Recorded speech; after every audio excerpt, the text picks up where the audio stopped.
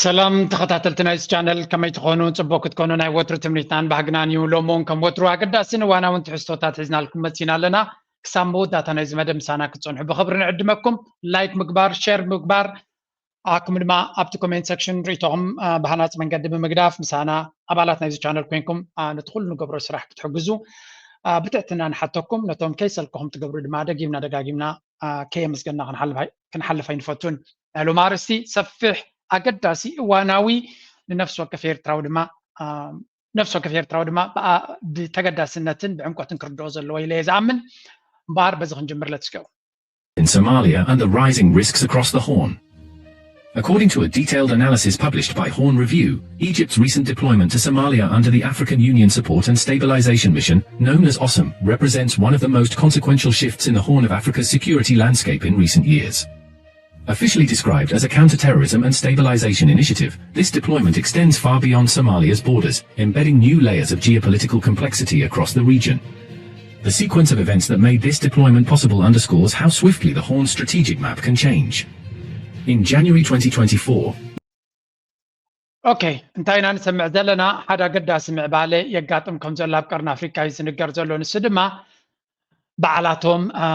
ሆርን ሪቪው ድብል ናይ ኢትዮጵያ ሚድያ ዘውፅኦ ዘሎ እዩ በዓላቶም ዘበገስዎ ሽግር ክንዲ ምንታይ ድቦላ ሒዙሎም መፂኡ ከም ዘሎ እዮም ዝርድኦም ዘሎ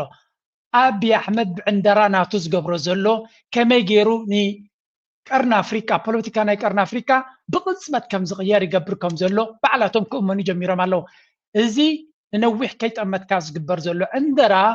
ነቲ ቀርኒ ኣፍሪካ ዓብ ሓደጋ እዩ ዝፈጥረሉ ዘሎ እቲ ሓደጋ ድማ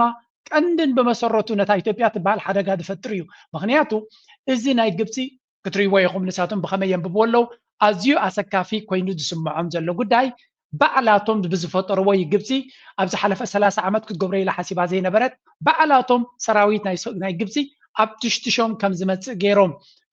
ምስ ኤርትራን ሶማልያን ሓደ ዓብ ዲል ከም ትገብር ገይሮም ኩሉ እዚ ብሰንኪቲ ንነዊሕ ዘይጠመተ ዲፕሎማስያውን ዕሸላውን ዲፕሎማሲ ናቶም ብናይ ዕሸላዋት ተሓሳስባ ዝኸይድ ዘሎ ንሕና ንፈጥሮ ዘለና ፀገም ንነፍስና እዮም ዝብሉ ዘለዉ እቲ ዞባቲ ዓበይቲ ሓይልታት ናብቲ ዞባ ንክውሕዙ ዝገብር ዘሎ ዕንደራ ናቶም ምዃኑ ኣይተረድኦምን ኣሎ ወይ እውን ደንጉ ይርድኦም ስለ ዘሎ ይስምዖም ሕጂ እዚ ጥራይ ከይመስለኩም ዝብልዎ ዘሎ ባዕሎም ዝብልዎ ዘለዎ እዚ Peacekeeping, but every move looks like pre-war positioning. Egypt has just planted troops not across the Nile, but across Ethiopia's frontier, and in the Horn of Africa, where even shadows have borders. This may be the quietest and most dangerous escalation yet.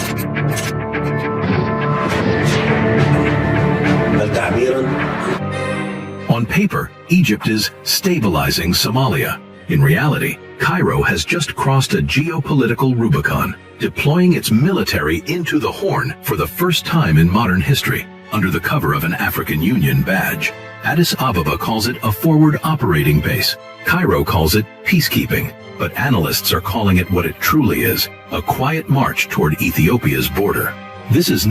Exactly. ሕጂ እዚ ንሰምዖ ዘለና ኩሉ በዓላቶም ዝፈጠርዎ ፀገም ምዃኑ እዩ ንዛረቡ ዘለዉ ንግብፂ ሓንቲ ታሪኻዊ ፀላኢት ናትና ኢና ኢልካ ዘቐመጥካዮ ሃገር ከመይ ጌርካ በዓልካ ኣብ ድርኩኺትካ ከም ትመፅእ ትገብሮ ኣብ መንጎ ኢትዮጵያን ግብፅን ዘሎ ዶብ ሱዳን ዝበሃል ሃገር እዩ ነይሩ ስለዚ ግብፂ ናባኻ ከም ዘይቀርብ ንክትገብር እንድሕር ኮንካ ቀዳማይን እቲ ቀንድን ታሪኻዊ ፀላኢ ናተይ ግብፂ ኢልካ እንተቐሚጥካ ኣለኻ እንታይ ኢኻ ክትገብር ዝግባእካ ሲምፕል እዚኣ ቻርት ከሪእኩም እየ እዚ ትሪእዎ ዘለኹም ካርታ ቀዳማይ ኢትዮጵያ ካብ ጥንቲ ጥቅምቲ ፀላኢት ናትና ግብፂ ኢሎም ተቐሚጦም ግብፂ ድማ ናባታቶም ክትመፅእ ዘይደልይዎ እንተኮይኖም እንታይ ኢኻ ትገብር ልክዕ ከምቲ ኣብይ ኣሕመድ ሰብሲ ኣብ ስልጣን ነዊሕ እናፀንሐ እናለበመ እናበሰለ ስትራቴጂ እናተማሃረ ክኸይድ ኢኻ ትፅበዮ ኣብ 2018 ኣብይ ኣሕመድ ናብ ስልጣን ክመፅእ ከሎ እንታይ ገይሩ ቀጥታ ምስ ኤርትራ ዝምድና ምስ ሶማልያ ኤርትራን ሶማልያን ሒዙ ድማ ስሉሳዊ ኪዳን ቀፂሉ ድማ ምስ ሱዳን እውን ርክብ ክገብር ምስ ደቡብ ሱዳን ርክብ ክገብር ምስ ኬንያ ርክብ ክገብር ምስቶም ጎረባብቱ ፅቡቕ ዝምድናን ፍቕርን ስኒትን ክገብር እዩ ተበጊሱ እዚ ስትራቴጂ እዚ ብፍላይ ንኤርትራን ንግብፅን ንኤርትራን ንሶማልያን ኣብ ጎንኻ ምግባር ንግብፂ ዓብ ፅፍዒት ኣብ ገፃይ ነይሩ ብክልቲኡ ገፃይ ፀፊዕዋ ስለምንታይ ከም ንብል ኣለና ግብፂ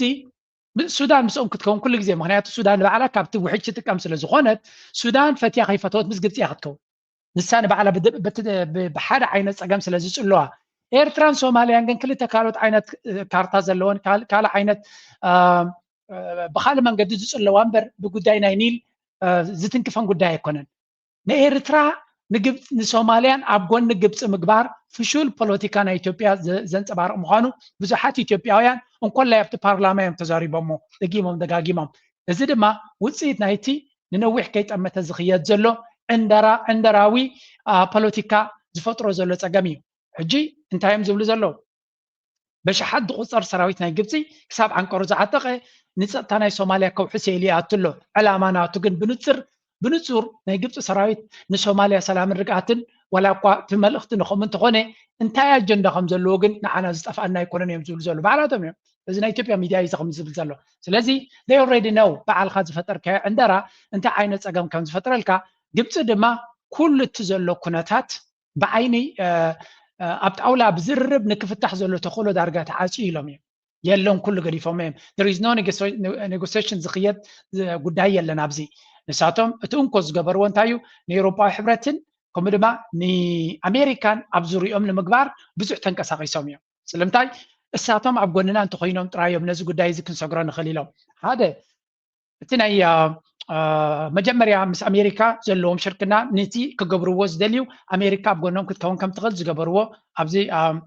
ክነግረኩም እየ ዶናልድ ትራምፕ ባዕሉ ኣብ ተፈላለየ መድረክ ተዛሪብዎ እዩ largest dam in the world and it affects the water going to the Nile. Would you say that's a problem? I would say that's a big problem. So with all of these things that we've done, think of India and Pakistan. Think of that. And you know how I stop that? With trade. They want to trade. And I have great respect. ብሓፈሻ እንታይ ዝብል ዘሎ ኣብ መንጎ ግብፅን ኢትዮጵያን ዘሎ ፀገም ከም ዝኾነ ይዝርዳእኒ ምክንያቱ ኢትዮጵያ ዲጋ ሰሪሓ ነቲ ኒል ተዓፅወላ ኒል ክዕፀቱ ኮይኑ ድማ ንዓይ ቀሊል ፀገም ኣይኮነን እዚ ዓብ ፀገም እየ ዝርእዮ ብምባል ኣብ ነፍሲ ወከፍ ዕድል ዝረኸባ ኣብ ጎኒ ግብፅን ናይ ግብፂ መርገፅን ከም ዝሓዘ እዩ ዝንገር ነይሩ ስለዚ ኢትዮጵያ እንታይ ክገብሩ እዮም ፈፂኖም ሜይቢ ግብፂ እንተጠሊማትና ሜይቢ ኣሜሪካ ዶናልድ ትራምፕ ንናይ ኢትዮጵያ ጉዳይ ስለዘይርዳእ ዶናልድ ትራምፕ ተጠሊምና ንመን ክንሕዝ ኣለና እዮም ዝብሉ ዘለዉ ንካልኦት ሓይልታት ብፍላይ ንኤውሮጳ ክንሕዝ ኣለና ይብሉ ነይሮም guess what ናይ ኤውሮጳ ጉዳይ ድማ ነዚ ይመስል Challenges EU, Egypt Nile stance as Eritrea responds to maritime debate. The government of Ethiopia has voiced strong criticism of a recent joint statement issued by the European Union and Egypt, describing it as problematic and deeply disappointing. The statement, released after the first ever EU-Egypt summit held in Brussels on October, undermines the collective rights of other Nile Basin countries and echoes what it calls outdated, colonial-era approaches to the management of transboundary rivers. In a detailed statement, the Ethiopian embassy in Brussels said the joint communique disregards the principle of equitable and reasonable utilization. ከም ትሪእዎ ዘለኹም ኣብዚ ትሪእዎ ዘለኹም ናይ ግብፂ ፕሬዚደንት ናብ ኤውሮጳ ሕብረት ከይዱ ምስ ኤውሮጳ ሕብረት ኣብ ዝገበሮ ስምምዕ ድሕሪኡ ኤውሮጳ ሕብረት ዘውፅኦ መግለፂ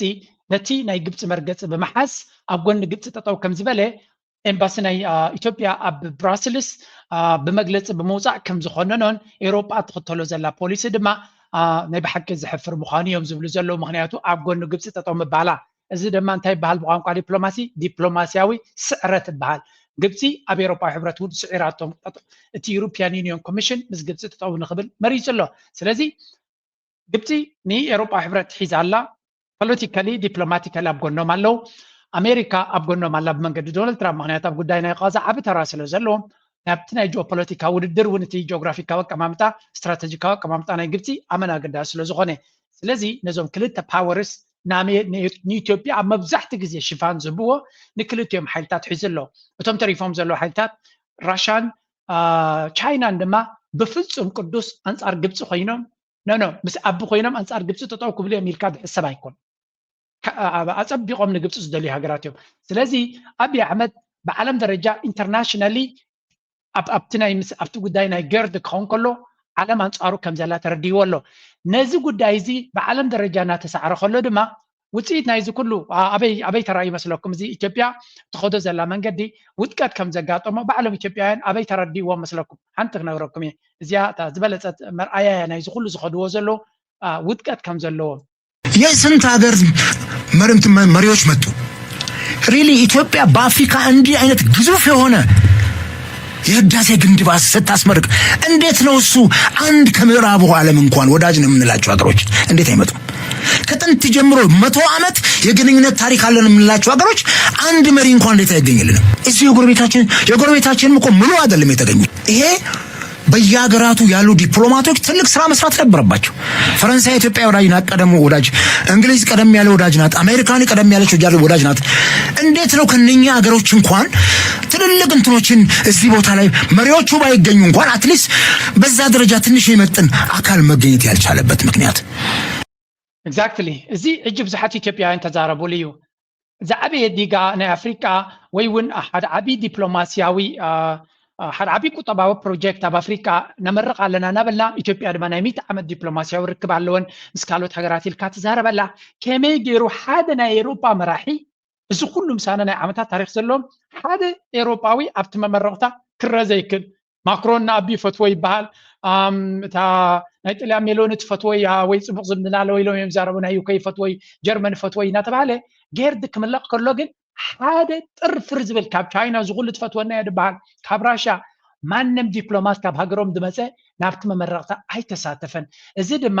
ክሊርሊ ንፁር ዝኾነ አብይ አሕመድ ኣብ ዓለም ደረጃ ክሳዕ ክንደይ ተነፂሉ ከም ዘሎ ልዕልዩ ድማ ግብፂ ብድሕሪ መጋረጃ ከመይ ጌራ ኮርነር ጌራቶ ከም ዘላ ዝኾነ ይኹን ደገፍ ክረክብ ከም ዘይክእል ጌራቶ ከም ዘላ ስለዚ ኣብ ከምዚ ዓይነት መድረኽ ዘሎ መራሒ ካልእ ዓይነት ዓለም ለኻዊ ሕጊ ጥሒሱ ናብ ኤርትራ ገፁ ክኸይድ ከሎ ክፈጥሮ ዝኽእል ኩነታት ድማ ኣብ ግምት ኢኻ ክትሪኦ ከለኻ ወላ እውን እቲ ኣብ ቅድሚ ዝረኣናዮ ንኣብነት እንታይ ንብል ፀኒሕና ኣብ ጉዳይ ናይ ግብፂ ክኸውን ከሎ እዚ ሰራዊት ናይ ግብፂ ናብ ሶማልያ ዝኣቱ ዘሎ ዝብልዎ ዘለው ኖርማሊ ግብፂ ናብ ሶማልያ ዝእቱ ምክንያት የብላን ዩኤን እውን ኣይመፍቀደን ክትብል ትኽእል ኢኻ የግዳስ ናይ ኣቢ ዕንደራ ስለ ዝረአ ዘሎ ንሶማልያ ልኡላውነታ ክትሕሳ ከም ዝኽእል ስለተፈልጠ ነቲ ልኡላውነትን ግዛታዊ ሓድነትን ናይ ሶማልያ ንምውሓስ ነቲ ሃገር ድማ ሓያል ወታደራዊ ዓቕሚ ንክትሃንፅ ክሕግዛ ዝኽእል ዘበለ ኩሉ ድሌት ዘለዎን ዓቕሚ ዘለዎን ክኣቱ ኣለዎ ተባሂሉ ምክንያቱ ኣቢ ነቲ ሃገር ክመቕላ ወይ ናብ ሶማሊላንድ ገፁ ብሓይሊ ክኸይድ ዓለም ለኻዊ ሕጊ ጥሒሱ ዝኸይድ ዘሎ ከም ዓቃብ ሰላም ኣትዩ ነቲ ሃገር ሰላም ከምፅኣ ኢልካ ዝሕሰብ ስለዘይኮነ እንኮላይ ንበዓል ግብፂ ኢትዮጵያ እምቢ ክትብል ትኽእል ዝነበረት ንኢትዮጵያ ዝኣምና ሰብ ስለዘየለ ንግብፂ ኣብ ሶማልያ ከም ዓቃብ ሰላም ኮይና ክትኣቱ ተገይሩ ኣሎ። እዚ ድማ ንኢትዮጵያውያን ባዕሎም ዝፈጠርዎ ፀገም ባዕላቶም ከእውይውሉ ንርኢ ኣለና and this is the most powerful thing እቲ ግብፂ ዝገበረቶ ኣብዚ እዋን እዚ አብይ አሕመድ ናብ ኤርትራ ክገብሮ ዝደሊ ዘሎ ንፈልጥ ኣለና። ስለዚ ውፅኢት ናይዚ ኩሉ ክንሪኦ ከለና በዚ መቃኒኻ ክትሪኦ ዘለካ ግብፂ ናብታ ተኣቱላ ቀዳማይ ገፅ ናይቲ ሰራዊታ ናብ ሶማልያ ኣቱ ከም ዘሎ ዝንገር ዘሎ ስለዚ እዚ ዝኣትወሉ ዘሎ ኤርትራ ድማ ከምቲ ኣዝዩ ኣገዳስነት ዘለዎ ሃገር መጠን ኣብቲ ከባቢ ድማ ግብፂ ንኤርትራ ኣብዚ ለንቀነ ጥራይ ኣብ ዝዕንድሮ ዘሎ ብዙሓት ናይ ግብፂ ኣክቲቪስት እዮም ዝምልሱ ዘለው ልኡላውነት ናይ ኤርትራ ወይ እውን ባሕር ናይ ኤርትራ ክድፈር ፍጹም ኣይነፍቅድን እዮም ዝብሉ ዘለው ናይ ኤርትራ ዝያዳ ስለ ዝፈትውና ገለ ጥራይ ኣይኮነን ምክንያቱ ኢትዮጵያ ካብቲ ዘላቶ ኩነታት እንተወፅያ ካብቲ ዘሎ ፀገማት እንተወፅያ ኢትስ ገነቢ ወይ እውን ካብቲ ዘሎ ኩነታት ናብ ባሕሪ ኤርትራ ክትመፅእ ተኽኢላ ኣብ ልዕሊ እቲ ናይ ኒል ዘለዎም ፅልዋ ዝገደደ ፅልዋን ፀገምን ክፈጥሩሎም ስለዝኾኑ ደያር ብጣዕሚ እዮም ዝስከፉ ብኢትዮጵያ ግብፃውያን ስለዚ እንታይ ክገብሩ እዩ ዘለዎም ነታ ዘላቶም ዓቕሚ ነታ በታ ኒል ጥራይ ሒዞሞም ዘለው ናብ ካልእ ደረጃ ክሰግረሎም ኣይደልዩን እዮም ስለዚ ብዝተኻኣለና መጠን ኩሉ ዝከኣለና ኢትዮጵያ ኣይኮነን ብናይ ኤርትራ ባሕሪ ናብ ቀይ ባሕሪ ክትወፅእ which is extremely strategic ምክንያቱ ኢትዮጵያ ብኤርትራ ብዓሰብ ወይ ብገለ ምውፃእ ማለት ንግብፂ ብገረሮኣ ምሕናቕ ማለት እዩ ስዊስ ካናል ትርጉም ከም ዘይብሉ እያ ክትገብሮ ስዊስ ካናል ኣብ ሰሜን ዝጠቕሙ ዘለዎ እኮ ባቤል መንደብ እንድሕሪ ክትቆፃፀሮ ክኢልካ ወይ እውን ባቤል መንደብ ፀላኢ ካንተ ተቆፃፂሮ ወይ እምበር ስዊስ ካናል ኣብ ላዕሊ ሒዘ ኣለኹ ኢልካ ክትዛረብ ባቤል መንደብ እንድሕሪ ዘይትሕዞ ኮይንካ ሉከደስ ንሳቶም ነቲ ሰሜናዊ ጫፍ ሒዞም ኣለዉ ሰሜናዊ ጫፍ መክሰብ ዘለዎ ደቡባዊ ጫፍ ፀላኢ ካንተ ዘይሒዝዎ ጥራይ ትሰርሕ ስለዚ ኤርትራን ጅቡትን ከምኡ ድማ ብየመን ኣንፃር ግብፂ ስለ ዘይኮና ናተን ረብሓ ክገብራ ከለያ ንግብፂ ክቅርቅራ ግን እንዳሓስባ ኣይኮናን ኢትዮጵያ ግን ንግብፂ ክትቅርቅራ ትሓስብ ሃገር እያ ምክንያቱ ኣብ መፅሓፍትናታ ታሪካዊ ፀላእናተይ ግብፂ ኢላ ዘቐመጠ ስለዝኾነት ስለዚ እንሪኦ ዘለና ኩነታት እቲ ናይ ጂኦፖለቲካ ዝፈጥሮ ዘሎ ምስቲ ዕንደራ ናይ ኣቢ ዝገብሮ ዘሎ ኣተሓይስካ እንተሪኢኻዮ ኢትስ ጀስት ኢንክሬዲብል ካብዚ ቀፂልና ሞር ናብናትና ክንቀርብ ከለና ድማ እቲ ንሪኦ ዘለና ኩነታት ምናልባት ኣብ ካልእ ግዜ እውን ዝዝረብ ዘሎ እዩ በዚ ድማ ስምዑ The Red Sea, a corridor of ancient secrets, has shaped empires and commerce for millennia. Its turquoise waters, squeezed between Africa and Arabia, remain a vital artery for global trade. The Bab el-Mandeb Strait leads to the Horn of Africa, a land of stark beauty and harsh realities.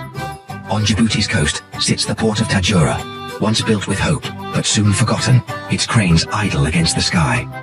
The port became a paradox, a modern gateway with no traffic, a key without a lock. For years, Tajura seemed destined to be a footnote, a monument to ambition lost in the shifting sands of geopolitics. But the Red Sea is always changing, and Tajura's silent shores were about to stir. Not with ink, but with billion-dollar deals. እዚ ንሪኦ ዘለና እንታይ እዩ እዛ ደሴት ታጁራ ትበሃል ዝነበረት ኣብ ናይ ጅቡቲ ወደብ ኮይና ከምተን ካልኦት ፍሕፍሕ ዝብል ስራሕ ዘይነበረን እያ ስለዚ 2017 ዳግማይ ተኸኒፁ ንኢትዮጵያ ብዓብዩ ንኢትዮጵያ ብፍላይ ድማ ንሰሜን ኢትዮጵያ ኬተር ክገብር ሰርቭ ንክገብር ተባሂሉ ዝተገበረ እዩ ኢትዮጵያ ከምቲ ዝድለ ስለ ዘይማዕበልዎ ምስ ግብፂ ምስ ጅቡቲ ድማ ብቐረባ ክሰርሑ ወይ እውን ኣብቲ ዝለዓለ ደረጃ 2017 ማለት ኢህደግ ክወድቕ ከሎ ኢህደግ ድማ ዓብ ፕላን ነይርዎ ኣብዚ ናይ 10 ዓመት ፕላን ነይርዎ ዓብ ኢንቨስትመንት ክገብር መደብ ነይርዎ ናብ ትግራይ ቀጥታ ንክኸይድ መደብ ስለ ዝነበረ ኢህደግ ምስ ወደቐ ግን እቲ ናይ ዓብ ስርዓት ኣብ ወደባት ብዙሕ ኢንቨስት ዝገብር ኣይኮነን እንትርፈ ብኣፉ ብተግባር ዝገብር ኣይኮነን ነዚ ገዲፉ ናበይ ከይዱ ካብ ኣብ ጅቡቲ ኢንቨስት ዝገብር ናብ በርበራ ከይዱ ምስ ኢማራት ኮይኑ 19% ብርኪ ኣብ በርበራ ገዚኡ ስለዚ እዚ ወደብ እዚ ከምቲ ዝድላይ ማዕበለን ነይሩ ኣብ 2023 አብይ አሕመድ ኣነ ወደብ ደልየ ኢሉ ኣውያት ምስ ጀመረ ጅቡቲ ሓፊላ ቀልጢፋ ፀገም የብልካን እቲ ንሕና ንባካ ዘለና ወደብ እንድሕሪ ዘይጣዓመካ ዘይማእማእካ ታጁራ ዝበሃል ወደብ ኣሎ መፂኻ ኣልማዓዮ ሙሉእ ናፅነት ብዘለዎ መንገዲ ክትጥቀመሉ ትኽእል ኢኻ እዚ ድማ ፍርሂ ኢትዮጵያ ናብ ኤርትራ ናብ ካልእ ከይትኸይድ ፍርሂ ስለ ዝነበሮ ነዚ ድማ አብይ አሕመድ ብትዕቢት ተባዒቱ ኣይደልዮን እየ ብምባል ተሓሲሞዎ ነዚ ጉዳይ እዚ እምቢ ስለ ዝበለ ስዑድያ ድማ ክትሸታት ፀኒሓ ሸተት ኢላትያ ናይ 30 ዓመት ዲል ገይራ ወዲያ ኣላ አብይ አሕመድ ድማ ኣብ ኢዱ ወላ ሓንቲ ዘይብሉ በሮቕሮቕ ክብል ጥራይ ኢዱ ከም ዝተረፈ ኣብ ፓርላማናት እውን ቶም ናቱ ኣባላት ናይቲ ፓርላማ ተዛሪቦም ነይሮም ስለዚ ወላ ሓንቲ ኣብ ባይታ ከስልእ ዘይክል ነቲ ናይ በርበራ ወደብ እውን እንተኾነ ነቲ 19% ሒዝዎ ዝነበረ 18-19% ናይቲ በርበራ ኩናት ናብ ትግራይ ድሮናት ንክገዝእ ስለ ዝደለየ ነቲ ብርክናቱ ንኢማራት ሸይጡ በቲ ገንዘብ ገይሩ ድሮናት ገዚኡ ኣብ ትግራይ ኩናት ኣካይዱ ናይ ቢልዮናት ክሳራታት ኣስዒቡ ማለት እዩ ስለዚ እዚ ኣብ ኣዲስ ኣበባ ዘሎ ስርዓት ንነዊሕ እዋን ኣብ ወደባት ኢንቨስት ክገብር ኣካል ናይ ኮሪዶር ልምዓት ኢንቨስት ክገብር መደብ ዘለዎ ወይ እውን ዓቕሚ ዘለዎ ወይ ፕላን ዘለዎ መንግስቲ ይኮን እንታይ ዳ ብኣፉ ድራማ ክገብር ይኽእል ዓጀውጀው ክብል ይኽእል ዝኾነ ይኹን ወደብ ንክሃንፅ ኣብ ወደብ ኢንቨስት ንክገብር ወይ እውን ቀፃልነት ብዘለዎ ብሽርክነት ክኸይድ ዝደሊ ይኮነን ንጅቡቲ ክንዲዚ ዘፈራርህ እንተሎ ድማ ንካልኦት ሃገራት ብዘተኣማምን መንገዲ ክሰርሕ እዩ ኢልካ እውን ክትግምቶ ትኽእል ኣይኮነን ምክንያቱ ምስ ጅቡቲ ብዙሕ ዕዳ እዩ ዘለዎም ሓበራዊ መንገዲ ባቡር ካብ ጅቡቲ ንኣዲስ ኣበባ ዝኸይድ ናይ ክልቲኦም ዕዳ እዩ ብዕዳ ተሰርሐ እዩ እቲ ወደብ እውን ጅቡቲ ብዙሕ ኢንቨስትመንት ገይራያ ሰሪሓቶ እቲ ዕዳ ድማ ጌና ይተኸፍለን ኣሎ ስለዚ ከምቲ ንሪኦ ዘለና ዝገብርዎ ዘለው ጅቡቲ ናብ ዝገደደ ሽግር ክትከደሉ ትኽእል ተኽእሎ እናዓበየ ይኸይድ ኣሎ ንሳቶም ግን ወላ ሓንቲ ንጅቡቲ እውን ዝሕግዝ እውን ኣይገበሩን ስለዚ እዚ ሓይሊ ኣብ ኣከባቢና ንሪኦ ዘለና ንኩላቶም ንኩሉ ዝኸኣሎ ክብድል ዝኽእል ሓይሊ ስለ ዝኾነ ኩላቶም ሓይልታት ኣንፃሩ ተበግሶታት ገይሮም ኣንፃሩ ጉዕዞ ንክገብሩ ንዕኡ ንክቅርቅርዎ ወይ እውን ኣላያንስስ ኣንፃር ኣብ ዝግበር ዘሎ ሽርክነታት ካብ ዜሮ ዝበገሰ ይኮነ ጭቡጥ ዝኾነ ህያው ዝኾነ ምክንያት ዘለዎ እዩ ስለዚ ኤርትራ ምስ ሱዳን ይኹን ምስ ግብፂ ይኹን እንኮላይ ምስ ሶማልያ ሕጂ ናይ ተኣምተኢልና ሶማልያ ንዓብን ንኤርትራ ከተወዳድሮ ከለካ ንኤርትራ እያ ትመርፅ ምናልባት ንዓቢ ግዝያዊ ሽግር ስለ ዘሎ ገለ ይፅግዖ ዘሎ ኢማራት ፀቕጢ ትገብረሉ ስለ ዘላ እምበር ሂነውስ ኤርትራ ከተትሕኖ ከም ትኽእል ወይ ንኤርትራ ከቐድም ዝኽእል ኣብ ሲሪየስ ሲቹዌሽን ክመፅእ ከሎ ስለዚ እንኮላይ ጅቡቲ እውን እንተኾነ ረብሓ ስለ ዘለዎ እምበር ንኢትዮጵያ ኣይኣምንዋን እዮም ንኢትዮጵያ ዝኣምን ሃገር የለን ምክንያቱ ወራሪ ሃገር ናይ ምስሕፋሕ ሕልሚ ዘለዎ ሃገር ምዃኑ ኩሎም ፈልጥዮም ስለዚ ኤርትራ ኣብ ሪል ሲቹዌሽን ክመፅእ ከሎ ወላ እውን ኣብ ፖለቲካ ናይ ኣምሓራ ሸነ በሎ ትግራይ በሎ ኣምሓራ በሎ ወላ ወደብ ደገሎ ደደልዩ እንትኾኑ ኣብን ኤርትራን ከወዳድሩ ከሎ ኩሉ ግዜ ንኤርትራ እዮም ዝመርፁ ምክንያቱ ኤርትራ መትከላዊት ሃገር እያ ኣብ ውሽጢ ዓዶም ኣትያ ገለ ንክትገብር ድማ ረብሓ ዘለዋ ኣይኮነት እዚ ኩሉ እቲ ንኤርትራ ደገፍ ትረኽቦ ዘላ ውፅኢት ናይዚ ዕንደራ ናይ ኣቢ ምዃኑ ምግንዛብ የድሊ ኩሉ ነዚ ኣብ ግምት ኢቲኻ እንተሪኻዮ ናባና ዝገብሮ ዘሎ ዕንደራ ድማ በዚ መቃንና ክንሪዮ ኣብ ልዕሊና ዓብ ትዕቢት ዘለዎ ዘረባ ተዛሪብሎ بقدامي شير دي قبركو بزح كسمعكم يهج ሚሊዮን ፐርሰንት እርግጠኛ ነኝ ኢትዮጵያ ተዘግታ አትኖርም። ማንም ፈለገም አልፈለገም አትኖርም። ተኛ እናንተ የምታውቁት የዛሬ 6 ዓመት 5 ዓመት ባህር ኃይል አቋቁመናል እና ምን እዚህ ውስጥ ነው ባህር ኃይል አቋቁመናል። በነገራችን ላይ በየዓመቱ ኢትዮጵያ 3 ሚሊዮን ሰው ገደማ ትጨምራለች። በየዓመቱ አንዳንድ ኤርትራ ትጨምራለች።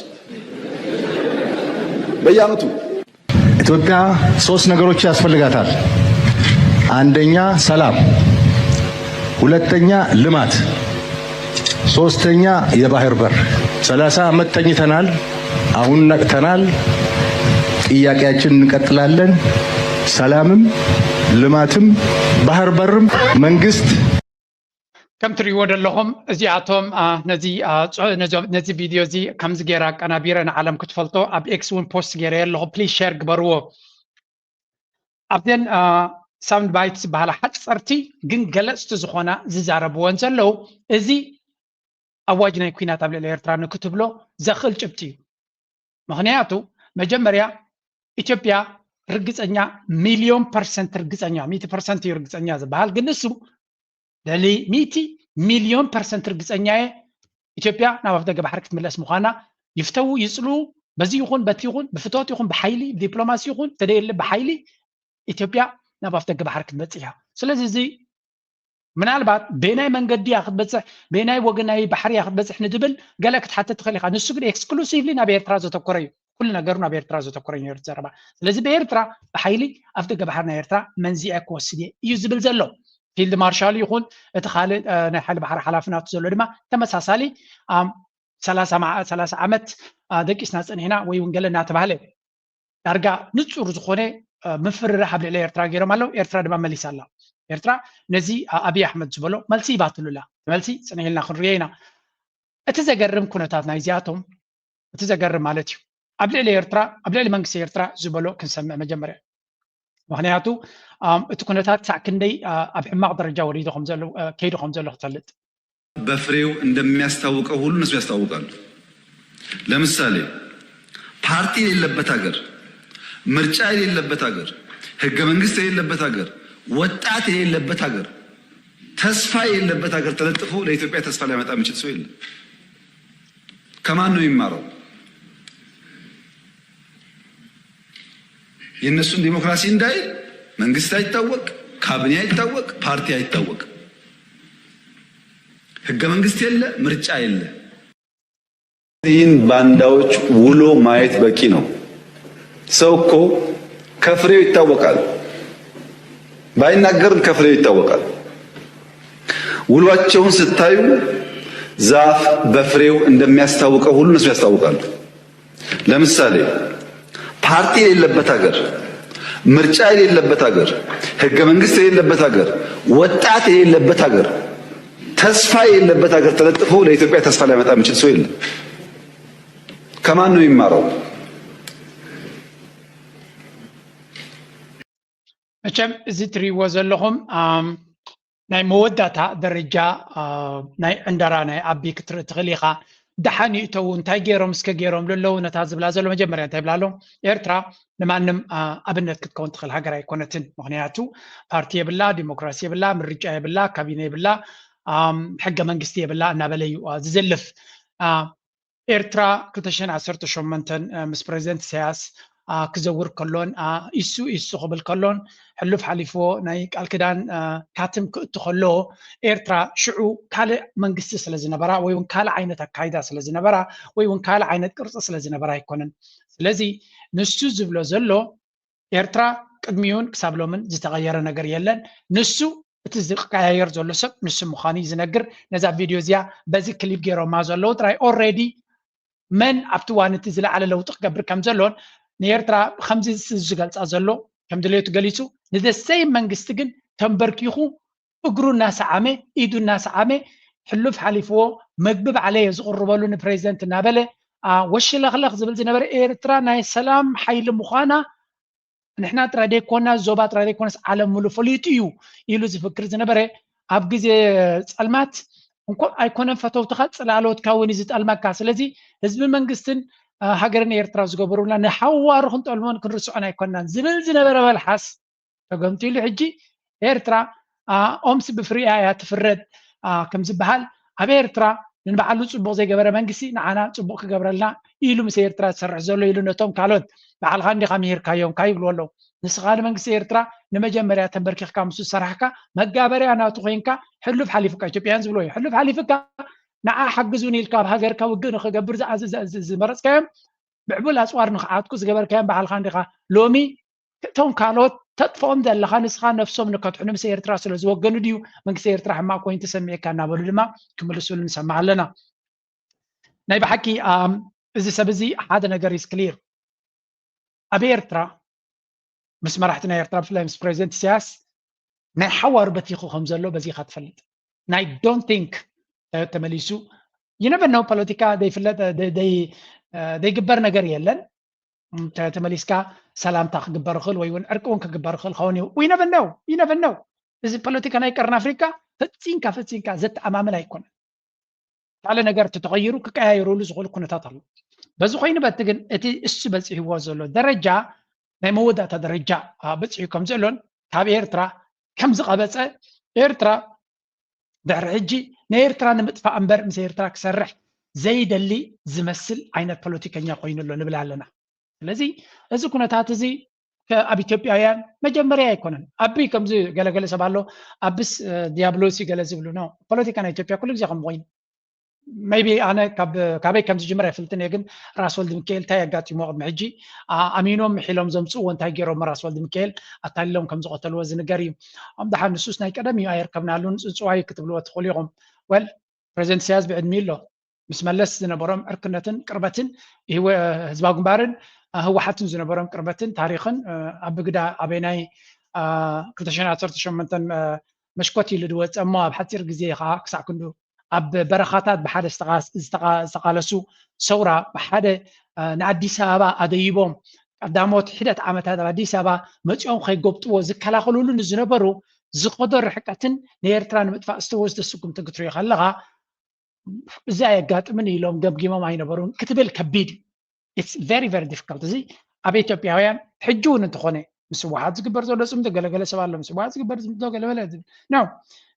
we Eritreans have every single right ክንጠራጠር ኤርትራውያን ነቲ ፖለቲካ ናይ 4 ኪሎ 10% ክትኣምኖ 9% ክትጠራጠሮ መሰልካ እዩ ወላ ሽርክነት ግበር ወላ ሕውነት ግበር ወላ ዕርክነት ግበር ወላ ኣላያንስ ግበር ስለምታይ ንሓደ ሰብ እተኣምኖ ብኣፉ ብዝብለካ ኣይኮነን ወይ እውን ንክልተ ሰሙን ብዝብለካ ወይ ንክልተ ዓመት ብዝብለካ ኣይኮነን consistently ነቲ ዝብሎ ይገብሮ ዶ ነቲ መብፃዕታቱ የተግብር ዶ መብፃዕታት ግደፎ ኪዳን ዝኣተዎ ማሕላ ዝፈፀሞ ይሕል ዶ ንዓና ጥራይ ደይኮነ ንዓለም ሙሉእ ኣብ ፌደሬሽን ኣብ ቅድሚ ዓለም ሙሉእ ዝገብሮ ፌደሬሽን ዝጠለሙ ኣብ ውዕል ኣልጀርስ ድማ ከምኡ ድማ ኣብ ብይን ኮሚሽን ናይ ዶብ 2002 ዝተዋሃበ ክሳብ ሎሚ ከተግብሩ ዘይከኣሉ መንግስታት ከመይ ጌርካ ነዚኦም ኣሚንካ ንሓዋሩ ክትቅፅል ትኽእል እዚ ኩሉ ኮይኑ ግን ጎረባብትና ጉርብትና ዝበሃል ስለ ዘሎ ድማ ፈቲና ፀሊና ምሳቶም ርክብ ክንገብር ኢና ኣብ ዝበሎ እዚ ጥራይ እንድሕር ኮይኑ መርድድ ዝስምዖ ዘሎ ነው እቲ ዝኸበደ ነገር ካ ክንሰሚዕና ምክንያቱ ብዙሕ ተዛሪቡ ዘሎ ሰብዚ ኢትዮጵያ በተፈጥሮ ከተቸረቻቸው ጸጋዎቿ ውስጥ የቀይ ባህር ወደብ አንዱ ሲሆን የሀገሪቱ ያለፉ የከፍታ ታሪኮች ሁሉም ከዚህ ወደብ ጋር በእጅጉ የተቆራኙ መሆናቸው ይታወቃል። ሆኖም በታሪክ አጋጣሚ ይህንን የተፈጥሮ ጸጋዋን አጣለች። እናም ኢትዮጵያ ህጉ ብዙ ርቀቶችን ተጉዛለች። ከህዝብ ተወካዮች ምክር ቤት ጠቅላይ ሚኒስትር አብይ አህመድ ኢትዮጵያ በታሪክ የቀይ ባህር ወደብ የሌለው መሆኑን አንስተዋል። ኢትዮጵያን የቀይ ባህር አክሰስ ያሳጣው ውሳኔ ማን ወሰነው? ካቢኔው ይሆናል ብለን የካቢኔውን ዶክመንት ብናገላብጥ የለም፣ ካቢኔው አያውቀውም። አይ የለም ምክር ቤት ይሆናል የወሰነው ብለን ብንወስን ምክር ቤቱም አልነበረ፣ ምክር ቤት አያውቀውም ውሳኔው። የለም የኢትዮጵያ ህዝብ ሪፈረንደም ወስኖ እንዳይባል ነበርን እኛም ያኔ። የኢትዮጵያ ህዝብ ያልወሰነው ተወካዮቹ ያላዩት ቢያንስ ካስፈጻሚ ካቢኔ ያላየው ውሳኔ ማን ወሰነው? እንታይ ዝብል ዘሎ መሲልኩም ማለት ነኒ ኤርትራው ነዚያ ክሰምዕ ከሎሞ አደደው ማለት ክሓርቕ ኣይክልኒ ብርግጽ ምክንያቱ እዚ ሰብ እዚ ብጥዕኖ ከም ዘየለ ጥራይ ክትግምት ትኽእል عبدان تخوينو درجو زحلف عبدان صلاله تخوينو درجو زحلف صلاله ناي إثيوبيا أفدق بحر مخصارياسي من يوسينو بخمي يتوسينو كابينة غين بلا كابينة يلي بارلاما غين بلا بارلاما يلي ريفرندم غين بلا ريفرندم يلي بلا بحر زي بالكاد أبي منكو السنة الكاد بحر انت زي بالكاد والسنة الكاد يلي المغنياتو بحري كابتن تتكمت بحر إيرتراي زبال يا بحري أب قدس مصحف بحر إيرتراي زبال فيداون تريفلي كاكيت كان ببج بحرينا إيرتراي نات كايكونا نبحر دما مجمريا عالم دنجيصا بحر إيرتراي سلازبالنا إيرتراي هابونان بقمت قالوا نحنا بحرنا نخينونن ناتنا نجر نخين نجبر أنصارنا ججف زخونة صحري كجبر صنيعون علون መቆየቱንም ያነሱት ጠቅላይ ሚኒስትሩ ከኤርትራ ህዝብ ጋር ጥያቄው ምላሽ እንዲያገኝ በሲሰራ መቆየቱን برنኛ كم نريو زلنا إذا سبزي قبل الإيرترا زلوا حماق عبنت حماق الأمان حماق تلوخون حماق حسابن إيرترا أتبقى قدمي وحسيبات لكم زنبرتن نوبيح عمتات تداليات لكم زنبرتن بينات فلت إكزاكت البزيها سمعجي ህዝቢ ኤርትራ ጥራይ ዝምልከት እዩ ስለዚ ድምፂ ህዝቢ ኤርትራ ክስማዕ ኣለዎ ወይ ነይሩ ትመልሲ በቓልቲ ኣብ ፅንኩር ኩነታት መሊሱ ዝተርር ዘይፀዓድ መራሒ ሃገረይ ንስማዕ እዩ ተስዓን ሓደን ምስ ተረጋገፀቲ ናፅነት ብግብሪ ናይ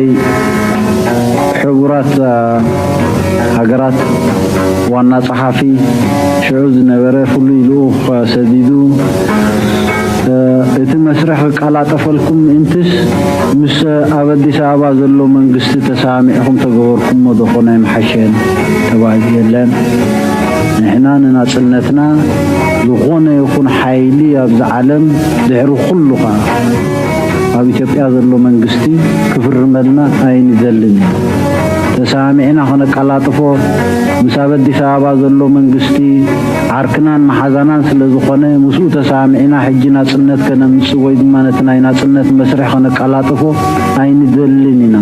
ኢልና ኣብና ናይ ሽዑ ሰነዳት ሓደ ብሓደ ከም ዘረጋግፅዎ ተዘኪምና ዝነበርና ናይ ፖለቲካ ሓላፍነት ነዚ እዋን እዚ ነዚ ወለዶ ዝን ዘይኮነ ንመጻኢ ወለዶታት እውን ትርጉም ስለ ዘለዎ ናፅነትና ከዓ ደምና ከፊልና ተቃሊስና ዘምፃናዮ ኣብ ርእሲ ምዃኑ ኣብ ናይ መወዳእታ ሰዓቱ ብፌርማን ብቀለምን ናይ ዝኾነ ይኹን ሓይሊ ዘይኮነ ብናይ ህዝቢ ኤርትራ ድምፂ ክረጋገፅ ኣለዎ ንሕና ዝትኮብ ናፅነት ኣብ ላንካስተር ሃውስ ዝፍረም ናፅነት ወይ ብኻልእ ዝተፈላለየ መንገዲ ዝወሃበና ናፅነት ኣይንደልና ብሕጋዊ መንገዲ ዓለም ዝፈልጦ ህዝቢ ኤርትራ ኣብ ብምሉእ ዘድምፀሉ ናፅነት ኢና ንደሊ ተባሂሉ ናፅነት መሲሉ መንግስቲ ኢትዮጵያ ብቀረባ ይኹን ብርሑቕ ብፅቡቕ ድልየት ይኹን ብዝተፈላለየ መንገዲ ኣብዚ ጉዳይ እዚ ኢድ ነይሩዎ ኢሉ ይዛረብ ንኻልእ ፖለቲካዊ ዕላማ እንተዘይኮይኑ ኣብ ታሪክ ዝተመርኮሰ ሓቂ ዝብል ስለዚ እቲ ኩነታት ሓንሳብና ሓዋሩን እምኻ ናይ ብሓቂ ብዕምቆ ተሓሲቡሉ ዝነበረ ጉዳይ ምዃኑ በዚ ኢኻ ትፈልጥ ስለዚ እቲ ዝብልዎ ዘለዉ ካብዚ ተመርኩስካ እቲ ዓቢ ዝገብሮ ዘሎ ከመይ ገይሩ ኤርትራ ባሕሪ ዝዓክል ባሕሪ ስለ ዘይነበረካ ድሓር ድማ ሰራዊት ናትካ ከም ነቲ ሰራዊት ናትካ መንግስቲ ኤርትራ ወይ ፕሬዚደንት ኢሳያስ ይብሎ ይነበረን ክሳብ 4 ኪሎ ታንክታት ናይ ህዝባዊ ግንባራት እዩ መንግስትኻ ሃዲሙ ጻሕጽሑ ሃዲሙ ኣብ ዚምባብዌ ምስ ከደ ኣበይ ዝነበረ ፓርላማን መንግስቲ እንዳይከፅ ዝቐልካ ደሊኻ ብዓንዲ ርእሱ ንዓኻ ዝምልከት ጉዳይ እውን ስለ ዘይነበረ ታሪክ ስለ ዘይትፈልጥ ዕሸል ስለ ዝኾንካ ወይ እውን ክትሕሱ እንተሓሲብካ ድማ ሕማቕ ሓሳዊ ስለ ዝኾንካ እምበር ጭብጢ ሒዝካ ምሕሳውን ልቦናኻ ዝገልፅ በዚ ኮይኑ በቲ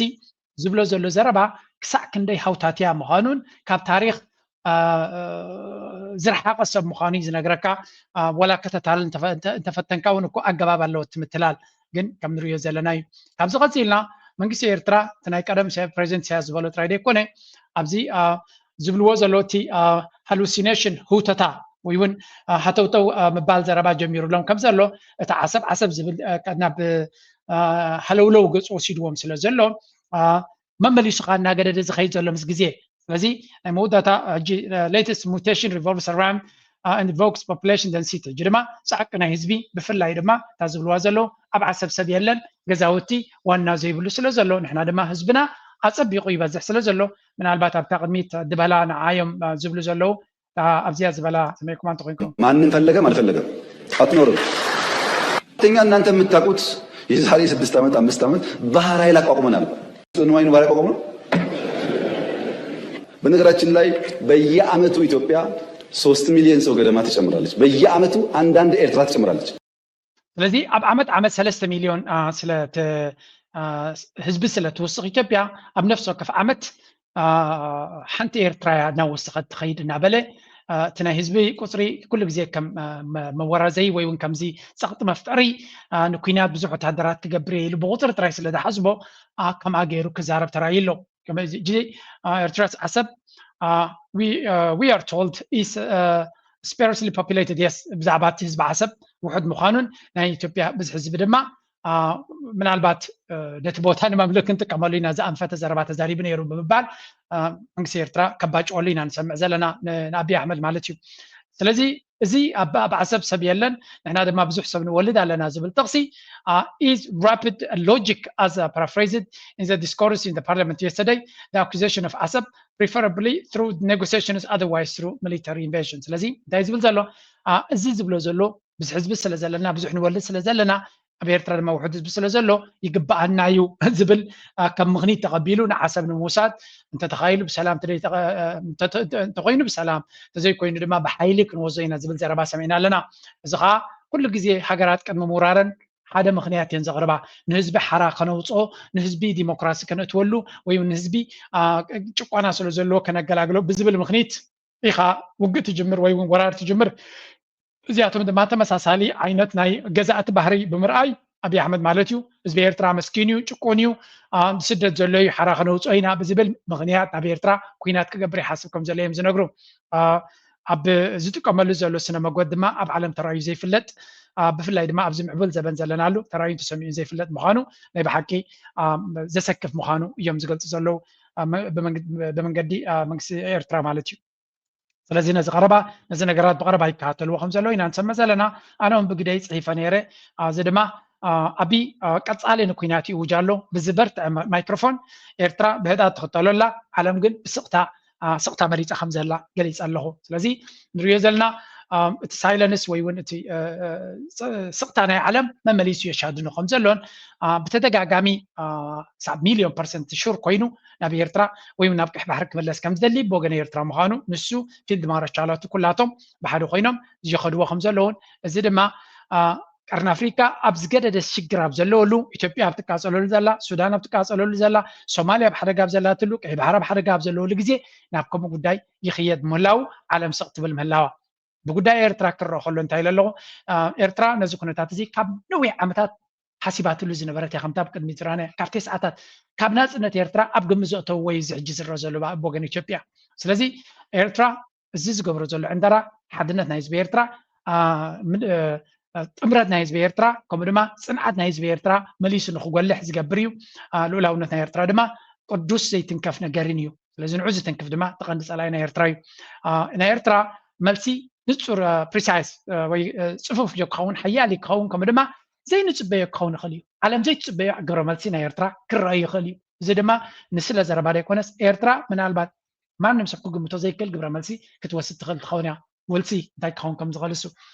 ብዓቢ ዝግበር ዝኾነ ይኹን ሚስ ካልኩሌሽንስ ብወገን ኤርትራ ኩሉ ካልኩሌትድ ኮይኑ እዩ ዘሎ ኩሉ ክገብሮ ዝኽእል ግምታት ክህልዎም ከም ዝኽእል ብፍላይ ብዓይኒ ወታደራዊ ዘጠራጥር ነገር ዘለዎም ኣይኮኑን። ነዊሕ ተመክሮ ዘለዎም ነቲ ኩነታት ናይ ኢትዮጵያ ከም ፃዕዳ ይቶም ኣንቢቦሞ ዘለዉ ንኣቢ ድማ ካብቲ ንሱ ንነፍሱ ዝፈልጠን ላዕሊ ክፈልጥዎ ዝኽእሉ ብሱላት መራሕቲ ከም ዘለዎ መገንዘብ የድሊ። ስለዚ ኣብ ዝገብሮ ዘሎ ንዕኡ ተመሊሱ ክበልዖ ዝኽእል ፀገም ዝፈጥር ዘሎ ብምባል ወዲ ኣለኹ። ካልኦት ኤርትራውያን ከም በዓል ጊዴዎን ኣባይ ፕሮፌሰር ጊዴዎን ከምኡውን ኣማንኤል ቤደ ማርያም ብትሪ ነዚ ኩነታት እዚ ክምልስሉ ተራእዩ። ዝሕዝን ብፍላይ ፕሮፌሰር ጊዴዎን ተደጋጋሚ ዝበሎ ንከምዚ ዓይነት ዕንደራ ክገብር ከሎ እቶም ኣብቲ ፓርላማ ዝነበሩ ዓገብ ክንዲ ዝብሉ ከጣቅዑ እዮም ተራእዮም። ከምዚ ዓይነት ህውተታ የለን። ንስኻ ስለዚ ሃውተትካ ጂኦግራፊ ቅየር ማለት ኣይኮነን። ንስኻ ስምዒታትካ ስለ ዝገለፅካ ካልእ ነገር ዝቅየር ኣሎ ማለት ኣይኮነን ብምባል ኩሉ እቲ ዝግበር ዘሎ ናይ ኩናት ዕንደራ ወይ እውን ቅልዕ ዝኾነ ኣዋጅ ናይ ኩናት ኮይኑ ክረአ ዝኽእል ብወገን ኤርትራ ብምባል መሊሶም ኣለዉ። ደጊሙ ከማን ፅሒፍ ኣሎ ካልእ ከምኡውን ከም ንሪኦ ዘለና ኣማንኤል ቤደ ማርያም እዚ ንሪኦ ዘለና ናይ ብሓቂ ዝሕዝን ምዃኑን በተደጋጋሚ በኢትዮጵያውያን መራሕቲ ዝረአ ንውድቀቶም መቀላጠፍ ወይ እውን ንኽወድቁ ዝገብሮም ምክንያት ድማ ንሱ ምዃኑ ይገልጽ ኣለዉ ስለዚ ኢትዮጵያ ትገብሮ ዘላን ኤርትራ ትህቦ ዘላ ምላሽን መልስን ብሓደ ክትሪኦ ከለኻ ኤርትራ ነቲ ኩነታት ዝግምትዎን ዝሓስብዎን ዝነበሩ ምዃኖምን ሓድሽ ነገር ከም ዘይኮነን ኣብይ ኣሕመድ ድማ ኩላታ ብዘገምታ ዝገብራ ዝነበረ ብወቅዒ ክገብራ ኢና ንርኢ ዘለና ኩሉ ነዚ ኣተሓሒዝና ምስ ናይ ዓለም ኣካይዳ ክንሪኦ ከለና ድማ ትርጉም ክበና ይኽእል It is becoming multipolar. BRICS has become a geopolitical force. China, Russia, India, Brazil, South Africa, along with other full members and partner states, together they challenge the dominance of the US-led world order. But now powerful voices in Washington are waking up and they're saying something very bold. If we can't beat BRICS, we will divide it. That is how you know that BRICS, the economic alliance, is increasingly perceived by Washington as a threat. I told anybody wants to be in BRICS, that's fine, but we're going to put tariffs on your nation. Everybody dropped out. They're all dropping out of it. ከም ንሪኦ ዘለና እዚ ብሪክ ዝበሃል ብሎክ ወይ እውን እቲ ማልቲፖላር ወርልድ ዝበሃል ክንዲ ምንታይ ኣብ ዓለም ለውጢ ይገብር ከም ዘሎን ንሪኦ ዘለና ኩነታት ድማ ካብ ግዜ ናብ ግዜ ኣሜሪካን መሻርክታን ናይ ብሓቂ ፀገም ይፈጥረሎም ከም ዘሎን ኣብዚ እዋን እዚ ድማ ብግልፂ ነዚ ብሪክ ዝበሃል ክንሰብሮን ክንፍንጥሖን ክንክእል ኣለና otherwise ቦታና ፅልዋናትና ዓቕምናትና ድሩቲ ክኸውን ብከምዚ መንገዲ ድማ ክንቅፅል ኣይንኽእል ኢና ዝብል መደምደምታ በቶም ናይ ዶናልድ ትራምፕ ደገፍቲ ወይ እውን thought leaders ዝበሃሉ ናይ መወዳእታ መደምደምታ እዚ ብሪክስ ዝበሃል ብመሰረቱ ኣንጻር ኣሜሪካ ይኮነን ንረብሓ ናይ ዘን ሃገራት ዝቆመ ቁጠባዊ ሽርክነት ይሁን ወታደራዊ ይኮነን ይግዳስ እቲ ረብሓ ናይ ዘን ሃገራት ንናይ ዶላር ናይ ኣሜሪካ ዕበላ ዝሕፅር ስለ ዝኾነ ዝቐትል እውን ስለ ዝኾነ ኣብ ነዊሕ ኣሜሪካ ብመሰረቱ ቀደም ይንዕክዎ ነይሮም ከዳኽሞ ይፍትኑ ነይሮም ኣብዚ ቀረባ ግን ንፁር ኮይንዎም ኣሎ እዚ ጉዳይ እዚ እንተዘይተቐቲሉ ወላ ሓንቲ ክገብሩ ከም ዘይክእሉ ቻይና ህንዲ ራሽያ ብሓደ ኮፍ ኢሎም ኣብ መንጎኦም ዘሎ ፀገም ኣብ መንጎኦም ዘሎ ሽግር እናፈትሕዎ እንድሕር ከይዶም they know for a fact እዚ ጉዳይ እዚ ሓደጋ ኮይኑ ኦልሬዲ ሓደጋ ኮይንዎም እንተሎ ዝገደደ ሓደጋ ክኾኖም ከም ዝኽእል ምክንያቱ ሰለስቲአን ሃገራት ጥራይ እንተወሲድካ ካል ብሪክስ ተለቃብናቱ ኣድለይቲ እንዲኦም ግን ቀንዲ ቻይና ህንዲ ብራዚል ዘን ሰለስቲአን ሃገራት ልክዕ ከምዚ ናይ ኤሮጳ ዓይነት ወይ እውን ከምዚ ናይ ኤሮጳን ኣሜሪካን ጥምረት ክገብሩ ተኽኢሎም ቻይና ንህንድን ጥራይ ከባቢ 20-30% ህዝቢ ዓለም ኢና ንዛረብ ዘለና ራሽያ ድማ መዓት ነዳዲ መዓት ፀጋ መዓት መሬት ኩሉ እቲ ዘሎ ፀጋታት ናይ ራሽያ እተን ድማ ክልተን ህዝቢ ቴክኖሎጂ ዓቕሚ ብልሒ ኩሉ ነገር ኣብ ግምት ኢኻ እዘን ሰለስተ ሃገራት ሽግረን ኣብ መንጎን ዘሎ ቻይናን ራሽያን ዝተወደአ ሽግር እዩ እቲ ዘለዎም ፀገም ጠቕላላ ፈቲሖም ዝለዓለ ዕምቀት ዘለዎ ሽርክነት እዮም ፈጢሮም ዘለዉ ህንዲ ግን መንጎ ስለ ዘሎ ሕጂ እኳ ካብ ናብይ ሓይሽ ህንዲ መሊሱ ምሶም ፀቂጡ ክሰርሕ ተጀሚሩ that's going to be a game changer እቲ ብሪክስ ዝበሃል ሪያሊቲ ክኸውን ይኽእል እዩ ድሕሪኡ ብራዚልን ሳውት ኣፍሪካን ተወሲኽካሎም which are significant ኣገደስቲ እዮም ዓበይቲ ሃገራት እዮም ከካብ ኮንቲነንት ናቶም ዓበይቲ እዮም ብቁጠባ ብህዝቢ ብፀጋታት ብስትራቴጂ ስለዚ እዚ ነገር እዚ ንኣሜሪካ ስጋት ንኽፈጥረላ ዘገርም ኣይኮነን ዶናልድ ትራምፕ ድማ ቃል ዓለም ዘለዎ ኣይኮነን ብተደጋጋሚ ብሪክስ ዝበሃል ክሰብሮ ከም ዝደልን ንብሪክስ ዘየፍሽሉ ድማ ተሃገር ኣሜሪካን ዶላርን ከም ድሌቱ እቲ ዘለዎ ዕብለላን ፅልዋን ክቕፅል ከም ዘይክእል እዮም ዝነግሩ ዘለዉ ስለዚ ኩነታት ንሪኦ ዘለና ንኩሉ ንዑ ዘንፀባርቕ ናብኡ ዝወስድ ዳኣ እምበር ኣሜሪካ ትኸዶ ዘላ መንገዲ እንተሪኢኻዮ ኣብ መወዳእታ they know ነቲ ኩነታት እንድሕሪ መፍትሒ ዘይገይሮምሉ ካብ ግዜ ናብ ግዜ ሽግር ክፈጥረሎም እዩ ንኣብነት እቲ ኩነታት ንሪኦ ዘለና the global clout of the new BRICS እዚ ብሪክስ ዝበሃል እንታይ ኣለዎ እንድሕሪ ኢልካ GDP at PP purchasing power parity እንድሕሪ ወሲድካዮ ክንምንታይ ፅልዋ ከም ዘለዎ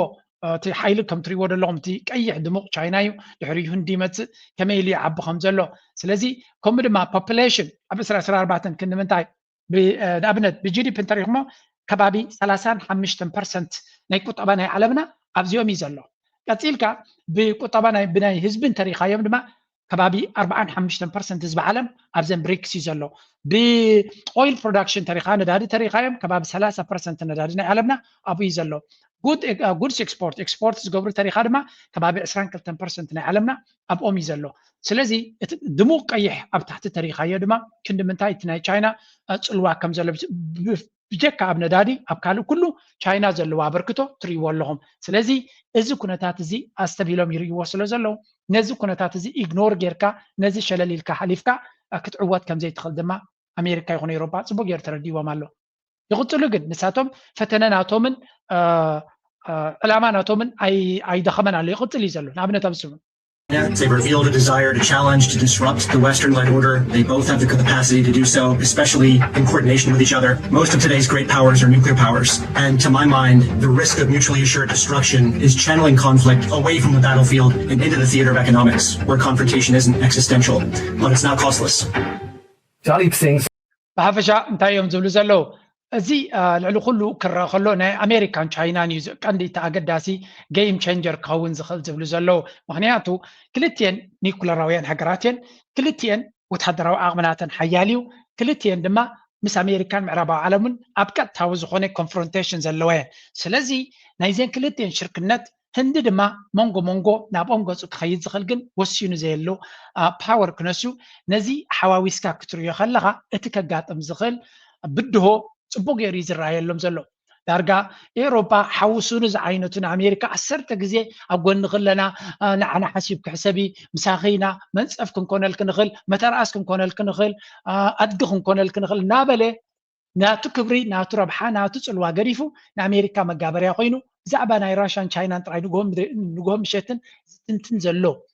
نشاتو ما بايتا نتزلو دايناميكس نمغيار سخون يكون استراتيجي كم زي بلون فلتنا أوروبا ناي تشاينا راشان زمدنا كبت كوي كلنا there's nothing much they can do جن مزراب نعومة تنتان زعبو لعلن تحت المبال كم نبور جيرامين وسيلو مازال بس كان اسمع Expert in economic statecraft, which is the use of economic policy to influence another country's behavior. Dalip, thanks for joining us today. We live in a time when Russia and China are trying to reshape the global economic order. The future looks set to be a time of intense geopolitical competition. How important is economic statecraft in these times? Good to be with you, Clifford. You're right. The post-Cold War unipolar moment is over. It's not coming back anytime soon. Both Russia and China, they've revealed a desire to challenge, to disrupt the Western-led order. They both have the capacity to do so, especially in coordination with each other.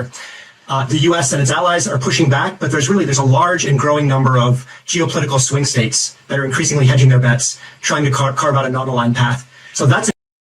انتهي زبل زلو بحتر زبالي نتينا علمنا مدرخ كغير و تشاينا راشان انكيدوم تبقيسون كم زلو ردو يابزوان زي أمريكا تطونو كتبلو مسيروبا خينا تطونو كتبلو ويونو كسعرو دما تفتنا لا انتخوني أمريكا مسيروبا بينا كتقبرت خلنا قراي كونا نزي كالوت حيلتات هالو سوينج ستيتس بالو نابتن كود كزخلو حدا كابتن سوينج ستيتس بال هنديو مغنياتو نابي كعلب كم زغلاي تفلتن هالو ناب أمريكا كسقع كم زدلي دليتاتو بزعو زي قليسيو تدليتات ناتو مس أمريكا كسقع زدلي دما نتشاينا كودق سلزدليو أنا كاب تشاينا فرس لزلو انتخوني أمريكا انقلاين هندي كحجزو دليت يبلون كتحجزات دليت يبلان سلامتاي نتشاينا حجزا تشاينا انتاي كوينا لا سلازري زلو نهندم حجاز مال دما توسخ كال تودادري خاطفتر زلغا سلازي هندي مغابريا خغبرون برك حجزو يدلنيو هندي دما مغابريا خوينو ناترب حق قدف دما دلونت يبلون سلازي زلنا يا مدرخ كبيد مدرخ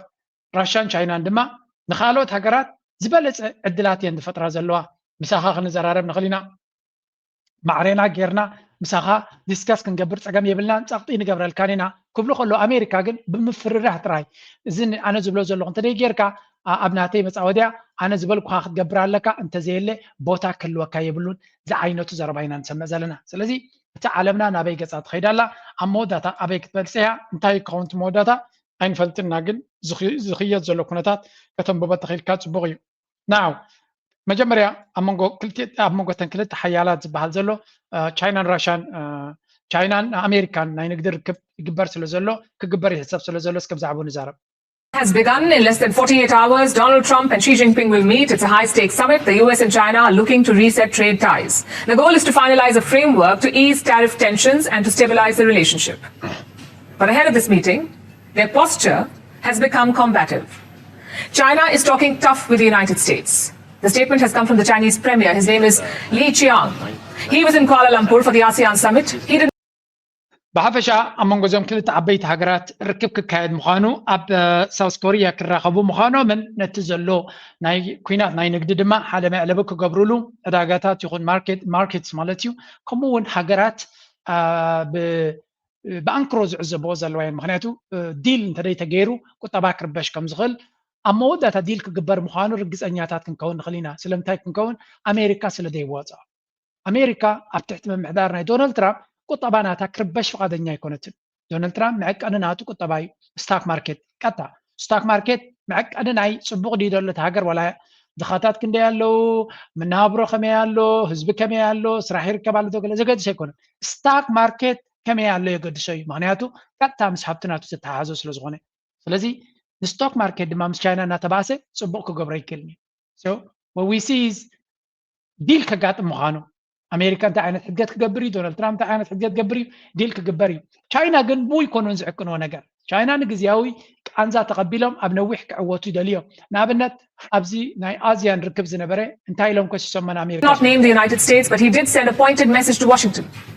Lee warned against, and I'm quoting, unilateralism. He said the world should not return to what he called the law of the jungle. Let the strong bully the weak.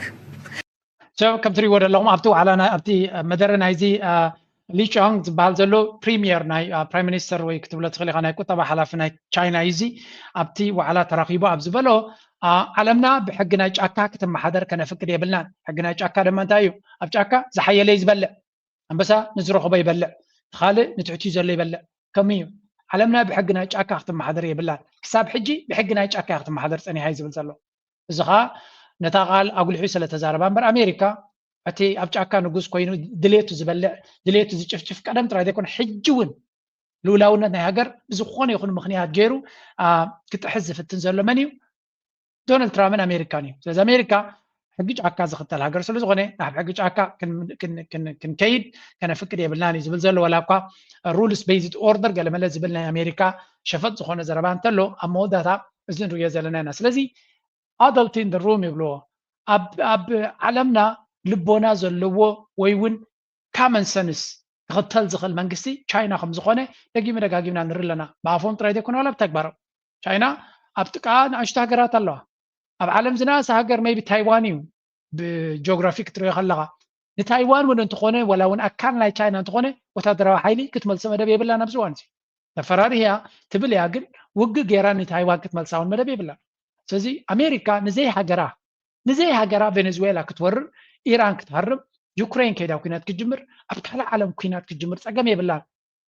ቻይና ግን ነታ ኣካል ታሪኻ ዝኾነት ዓለም ምሉእ ድማ ዋን ቻይና ፖሊሲ ዝብል ሕጊ ዘለዎ ዩናይትድ ኔሽንስ እውን ዋን ቻይና ፖሊሲ ዘለዎ ማለት ታይዋን ኣካል ናይ ቻይና እናበሉ ከለዉ ንዓዓ እውን ብሓይሊ ክወስዱ ዘይደልዩ ሃገር ምዃኖም ኢና ንርኢ ዘለና እዚ ኻ እንታይ ዘርእካ ናይ ሰማይ ምድርን ፍልይ ኣብ መንጎ ኣሜሪካን ቻይናን ኢኻ ትርኢ ቻይና ነቲ ናተይ እትብሎ እውን ብወታደራዊ ሓይሊ ክትወስድ ድልውነት ከም ዘይብላ ኣሜሪካ ግን ንልኡላውያን ሃገራት ከተፍርስ ሪጅም ቸንጅ ክትገብር ካልእ ከም ንቡር ጌርና ንወስደሉ ዘለና ዘበና ነብር ዘለና ስለዚ ዘለናዮ መድረክ ብብዙሕ ነገር ክትንትኖ ትኽእል ብዙሕ ነገር ዘስደመም ዘለዎ ኮይኑ ግን ከም ንቡር ከዓ ዝውሰድ ማለት እዩ ንኣብነት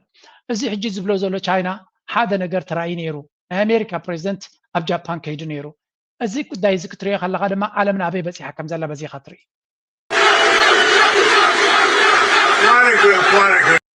እዚ ትሪእዎ ዘለኹም ኣሜሪካ ኣብ ጃፓን ክሳብ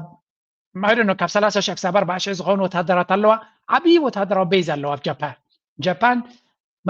ግዝእቲ ናይ ኣሜሪካ እያ ዝብሉ ሰባት ኣለዉ ወላ እኳ ጃፓን ፍሪ ከምዚ ኣንዊሕካ ዝኣሰርካያ ከልብሲ ተፈትሒ ዘሎ ዝመስሎ ከምኡ ዓይነት ናይ ጃፓን እዮም ዝብሉ ጃፓንን ጀርመንን ሓራ ዝኾነ ሃገራት ኣይኮናን እየን ዝበሃላ ድሕሪ ካልኣይ ኩናት ዓለም ኣሜሪካ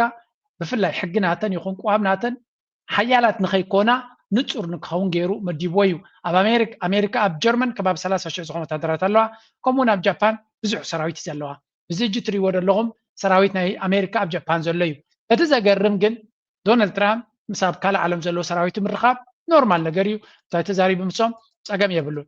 ኣብዚ ኣብ መንጎ እቲ ዘረባ እንታይ ኣጋጢሙ ይመስለኩም ሓንቲ ሰብ ክትመፅእ ኣብዚ እዚኣ ትሪእዋ ዘለኹም ሕጂ ከርእየኩም እየ ፕራይም ሚኒስተር ናይ ጃፓን እዚኣ ተዓዲማ ትመፅእ ዘላ ሕጂ ኣብዚ ብዛዕባ እናተዛረበ ከሎ ኣብ መንጎ እንታይ ይብል መሲልኩም ኣብ ሶሻል ሚድያ ቫይራል ኮይኑ ዘሎ ኩነታት ክንርኢ ኢና ሓደ ዘረባ ይዛረብ ክንሰምዖ ኢና እዚኣ Prime Minister in the history of Japan. Madam Prime Minister, please say a for Japan and the country. And now I have a really great respect for the new and incredible Prime Minister. I have to say this, the first female Prime Minister in the history of Japan. Madam Prime Minister. እጂ እቲ ናታ ፖስቸር ረይዎ እቲ ንሱ ምስተዛረበ መጀመርያ ኣብ ትሕቱ እንታይ ትመስል ጓል እያ ትመስል ጓሉ እንተደይኮነት ከዓ ሶሪ ሕማቅ ስማዕኩም ኢለ ይኮንኩን ደቂ ኣንስትዮ ከናሲ ኢለ ይኮንኩን ወይ ጓል እንተደይኮነት ግን ኣሲስታንት ናቱ እያ ትመስል እጅምሎም ኣሲስታንት ናቱ እያ ትመስል ምክንያቱ ከም መራሒት ናይ ሃገር ናታ ፖዲዮም ክልዋ ይግባእ ከምቲ ንሱ ጠጠው ኢሉሉ ዘሎ ናታ ክልዋ ይግባእ ሓደ ብዙሓት ኤስያውያንን ኤሮፓውያንን ኣሜሪካውያንን ነዛ ሰብ እዚኣ ወላ ጃፓናውያን ክቐትልዋ እዮም ርየር ዘለኹ ኣብ ኮሜንት ምክንያቱ ባህሪ ናታ ናይ ሓንቲ ዓባይ ኢኮኖሚካዊትን ፖለቲካዊትን ሓያል ሃገር መራሒት ኣይትመስልን እያ እጅምሎም ድሓር ቀዳመይቲ ፕራይም ሚኒስተር ዝበላ ከም ቆልዓ ብራቦ ዝበልካ ሓፍኮፍ ነበለት ትዘልል ኣላ ናይ ብሓቂ ዘገርም እዩ ሃው ከም ናይ ሓደ መራሒ ናይ ሓንቲ ዓባይ ሃገር ኣብ ትሕቲ ካልኣይ መራሒ ከምዚ ትኸውን ምክንያቱ ጃፓን ግዝእቲ ስለ ዝኾነት ዝብል ኣብቲ ኮሜንት መሊኡ ትርኢ ምክንያቱ ኮሎኒ ናይ ኣሜሪካ ስለ ዝኾነት ናይ ኮሎኒ ሓደ ግዙእ ኣብ ልዕሊ ጎይቱ ኣብቲ ቅድሚ ጎይቱ ዘርእዮ ባህሪ ኢና ንርኢ ዘለና ብምባል ኩሉ እቲ ፖስቸር ናታ ቦዲ ላንጉጅ ናታ ኩሉ ነገር ክትሪኦ ከለካ ናይ ብሓቂ ዘገርም ምዃኑ ብዙሓት ሰባት ከም ዝኽዛረቡ ርኢና ኣለና ተመሳሳሊ ኣብ ደቡብ ኮርያ ከመዮም ደቡብ ኮርያን ጃፓንን ዓበይቲ ወታደራውያን ቤዝት ናይ ኣሜሪካ ዘለዎን እዮም ብዘይ ናይ ኣሜሪካ ፍቃድ ድማ እቲ ፕራይም ሚኒስተር ኣብቲ ሃገር ንነዊሕ ክቕፅል ከም ዘይክእል እዩ ዝንገር ኩሉ እቲ ፖለቲካ ድማ ክትሪኦ ከለካ ኣብ ወላ እኳ ናፃ ኩሉ ባዕሎም ዝገብሩ እንተመሰሉ ብድሕሪ መጋረጃ ግን ናይ ጀርመን ቢልዮናት ገንዘብ ኢንቨስት ገይሮምሉ ካብ ራሽያ ዝጥቀምሉ ዝነበሩ ነዳዲ ኣሜሪካ ኣነ ሃሪመ ኢልዎም ዶናልድ ትራምፕ ኣብ ቅድሚ ኣሜሪካ ዓዲሙ ነቲ ቻንስለር ናይቲ ሃገር ዘሎ ሜርስ ኣነ ሃሪመዮ ኢልዎ እንታይ ኢልዎ እስኪ እንታይ ክብሎ ዳ ያ ፅቡቅ ጌርካ ይክብሎ ዝኽእል ምክንያቱ እቲ ዝዓበየ መሓውር ናይ ቁጠቦም ንዝኾነ ቢልዮናት ገንዘብ ኢንቨስት ገይሮም ዝሰርሕዎ መስመር ናይ ንግዲ ናይ ጋዝ ካብ ራሽያ ዝመፅእ ዝነበረ ኣሜሪካ ዕንያቶ ጥራይ ዘይኮነሲ ኣፍ ልባ ነፊሃ ኣነ ዕንየዮ ክብሎም ከሎ ክኸሱ ይክእሉን እዮም ስለዚ እንታይ ማለት እዩ እዚ መግዛእቲ ብዙሕ ዓይነት ትርጉም ይክልዎ ዝኽእል ልኡላውነት ኣለካ ድማ ንከምዚ ዓይነት ነገራት ክትፃወር ኣብ ማይ ከኣልካን ዝብል እዩ ኤሮፓ ከምኡ ጃፓን ከምኡ እዚ ድማ እቲ ሩልስ ቤዝድ ወርልድ ዝብልዎ ኣሜሪካ ዝበለቶ እዩ ዝኸውን ኤሮፓን ጃፓንን ኣጣቃዕቲ ጥራዮም ኣብ ታሕቲ ኮይኖም ግን ኣሜሪካ ኣብቲ ትሕቲ ናይ ኣሜሪካ ኣጀንዳ ቁጠባ ስለ ዘለዎም ብዙሕ ነገራት ክገብሩ ይኽእሉ እዮም ንኣሜሪካ ዘይፃረር ማለት እዩ ብኸምኡ እዮም ድማ ከም ድሌቶም ዝኸዱ ዘለዉ ዝመስሉ ዳ እምበር ኣብቲ ሪል ቲንግ ከምዚ ሕጂ ናይ ሕጂ ርሱን ዝኾነ ናይ ጂኦፖለቲካ ውድድር ኣብ ዘጋጥመሉ ግዜ ዘለዎም ናፅነት ወይ ከዓ ዘለዎም ዕድላት ክሳዕ ክንደይ ድሩት ምዃኑ بقليلو كتفلطو تخل نغري قالوا كي وصانا خلنا نا يغداس بعبالتات اب اوروبا نملس Frontlines Ukraine by its own admission claiming that it is running short on weapons. A senior Ukrainian lawmaker has reportedly claimed that Western military aid has dropped by 45% this year, even as the Russian forces continue to advance in the east. 45%. In fact, the Ukrainian president has confirmed that Russian troops have gained a foothold inside Pokrovsk, a key city that Moscow, remember, has been trying to capture for over a year. Fear كابتري وزلهم يوكرين لما بقلت كزارب جميرو مالو وتحضروا عقبنا يتد معربا عالم زبوم زنبر ناقول لي خيط سلازلو عقمهم ناموتي خيط كم زلون أقدسي وتحضرين بوتاتات استراتيجيكاين بوتاتات ناخسوري خدو خم زلون كالتيفكم كتردون أنت زي كيلكم كالتيفكم أسوارن كالنك وهابن أنت زي كيلو أبتعودو كينا تنوح ناي مقطال عقمنا دروث الناخوني እና ወደቀ ይኸይድ ከም ዘሎ ይዝነግር ዘሎ ኣብ መወዳእታ ድማ ኣሜሪካ ኣብ ዝዋን እዚ መኻዚኖ ናታውን ድሩት ስለ ዝኾነ ከምቲ ዝድለ ክሕግዝዎም ኣይክእሉን እዮም ዩክሬን ድማ እና ወደቀት ትኸይድ ከም ዘላ ይዝነገር ዘሎ ብግምጣሉ ፑቲን ንኣሜሪካ መፍርራሕ ረጊፁ ይኸይድ ከም ዘሎን ዋጋ ክኸፍል ከም ዝኽእል ድማ ተፈራርሁ ኢና ንሰምዕ ዘለና this and what impact will it have? Well, I think it's worth remembering that China and Russia signed their no-limit strategic partnership back in February of 2022. There's really three components there. First, an ideological one. Both Putin and Xi are ruthless dictators, and so they see eye to eye on how to run their countries internally and aggressively overseas. There's an economic component because Russia needs to import dual-use military technology from China to keep their army supplied with what they need to carry on their invasion of Ukraine. And Russia exports hydrocarbons to China, which is really important for China's economy. And then there's a strategic component where both Russia and China want to limit the United States' ability to project power overseas. For Russia, obviously, that means in Europe, and for China in the Pacific. I think what President Trump might be doing... بعفشا ناي تشاينا ناي بوتين ناي بريزيدنت شين ركب نا امريكا عب شجر مخاني زنقر زلو ዕምቆት ዘለዎ ስትራቴጂካዊ ርክብ ከም ዘሎን ኣብ መንጎ ክልቲኦም ኣብ መንጎ ቻይናን ራሽያን እዚ ድማ ቻይና ቴክኖሎጂ ብምሃብ ንራሻ ትሕየሎ ከም ዘላ ራሻ ነዳዲ ብምሃብ ክልቲኦም ድማ ናይ ኣሜሪካ ዕብለላ ንምሕፃር ተሓዳ ኣብ ኤውሮፓ እቲ ካልእ ድማ ኣብ ኤስያ ክልቲኦም ድማ ዕምቆት ብዘለዎ ብኣይዲዮሎጂ ይኹን ብስትራቴጂ ይኹን ብርሑቕ ንኣሜሪካ ዓቕሚ ናይ ኣሜሪካ ንምድራት ኣንቂዶም ዝሰርሑ ዘለዉ ምዃኖምን እቲ ኩነታት ድማ ኣሜሪካ ምስ ክልተ ሓያላት ሃገራት ትጋጠም ከም ዘላ እዚ መንገዲ እዚ ድማ ንዓታቶም ዓብ ብድሆ ክፈጥር ዝኽእል ምዃኑን ንዑ ጠጠው ንምባል ድማ ዝኾነ ይኹን ስትራቴጂካዊ ጉዕዞ ናይ ኣሜሪካ ንፑቲን ኣብ ጎና ንምውሳድ ዝፈተኖ ተፈተነታት ሕጂ ድማ ንቻይና ኣብ ጎኖም ንምግባር ዝግበር ዘሎ ኩሉ ውፅኢት የምፅእ ከም ዘየለን ቀቢፃ ድማ ሕጂ ምስተን ናይ ቀደም መሻርክታ ኮርያ ድዩ ጃፓን ድዩ ኤውሮፓ ንሳቶም ክትመሳሰል ክትክል ኣለዋ ንዓታቶም ዕድል ክትክል ኣለዋ እንተደየለ ንራሻ ኣብ ጎንኻ ምግባር ዝፍተን ዝነበረ ኩነታት ከም ዘይሰርሕ ዘሎ እዩ ዝነግር ስለዚ ኣሜሪካ ኩሉ ትፍትኖ ከምቲ ዝድለ ይሰልጣ ከም ዘየለ ኢና ንነግር ናይ መወዳእታ ድማ ናብዚ ንስገር we have 10 weeks. As you know, Bitcoin makes its move in 10 days a year. So are Bitcoin's best days in the fourth quarter? Probably, because we have catalysts, the Fed's easing. We have a shutdown that's been risk off. We have China-US tensions that, look, every time there's a headline on China, like Bitcoin takes a gut punch, right? Because it is money flows and deleveraging.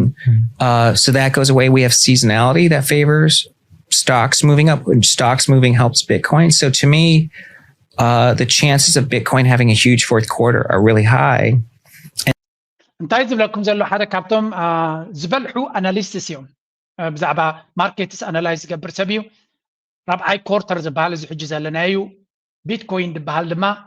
10 መዓልታት ኣብ ዓመት እዮም ዝበለፀ ምንቅስቃስ ናቱ ዝርአ ስለዚ ኣብዛ ሕጂ ተሪፋ ዘላ ክልተ ኣዋርሕ ከጋጥም ከም ዝኽእል ዝነግረኩም ዘሎ እዚ ድማ ንላዕሊ ቅልጡፍ ዝኾነ ለውጢ ዘይረኣና ድማ ብሰንኪቲ ናይ ኩናት ናይ ንግዲ ዝግበር ዘሎ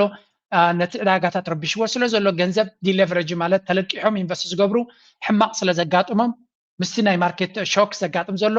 ዝኣቱን ዝወፅን ብዙሕ ስለ ዘሎ ዕዳጋ ከምቲ ዝድለ ዘይተተኮሰ ግን ስቲል ዝለዓለ ተኽሲ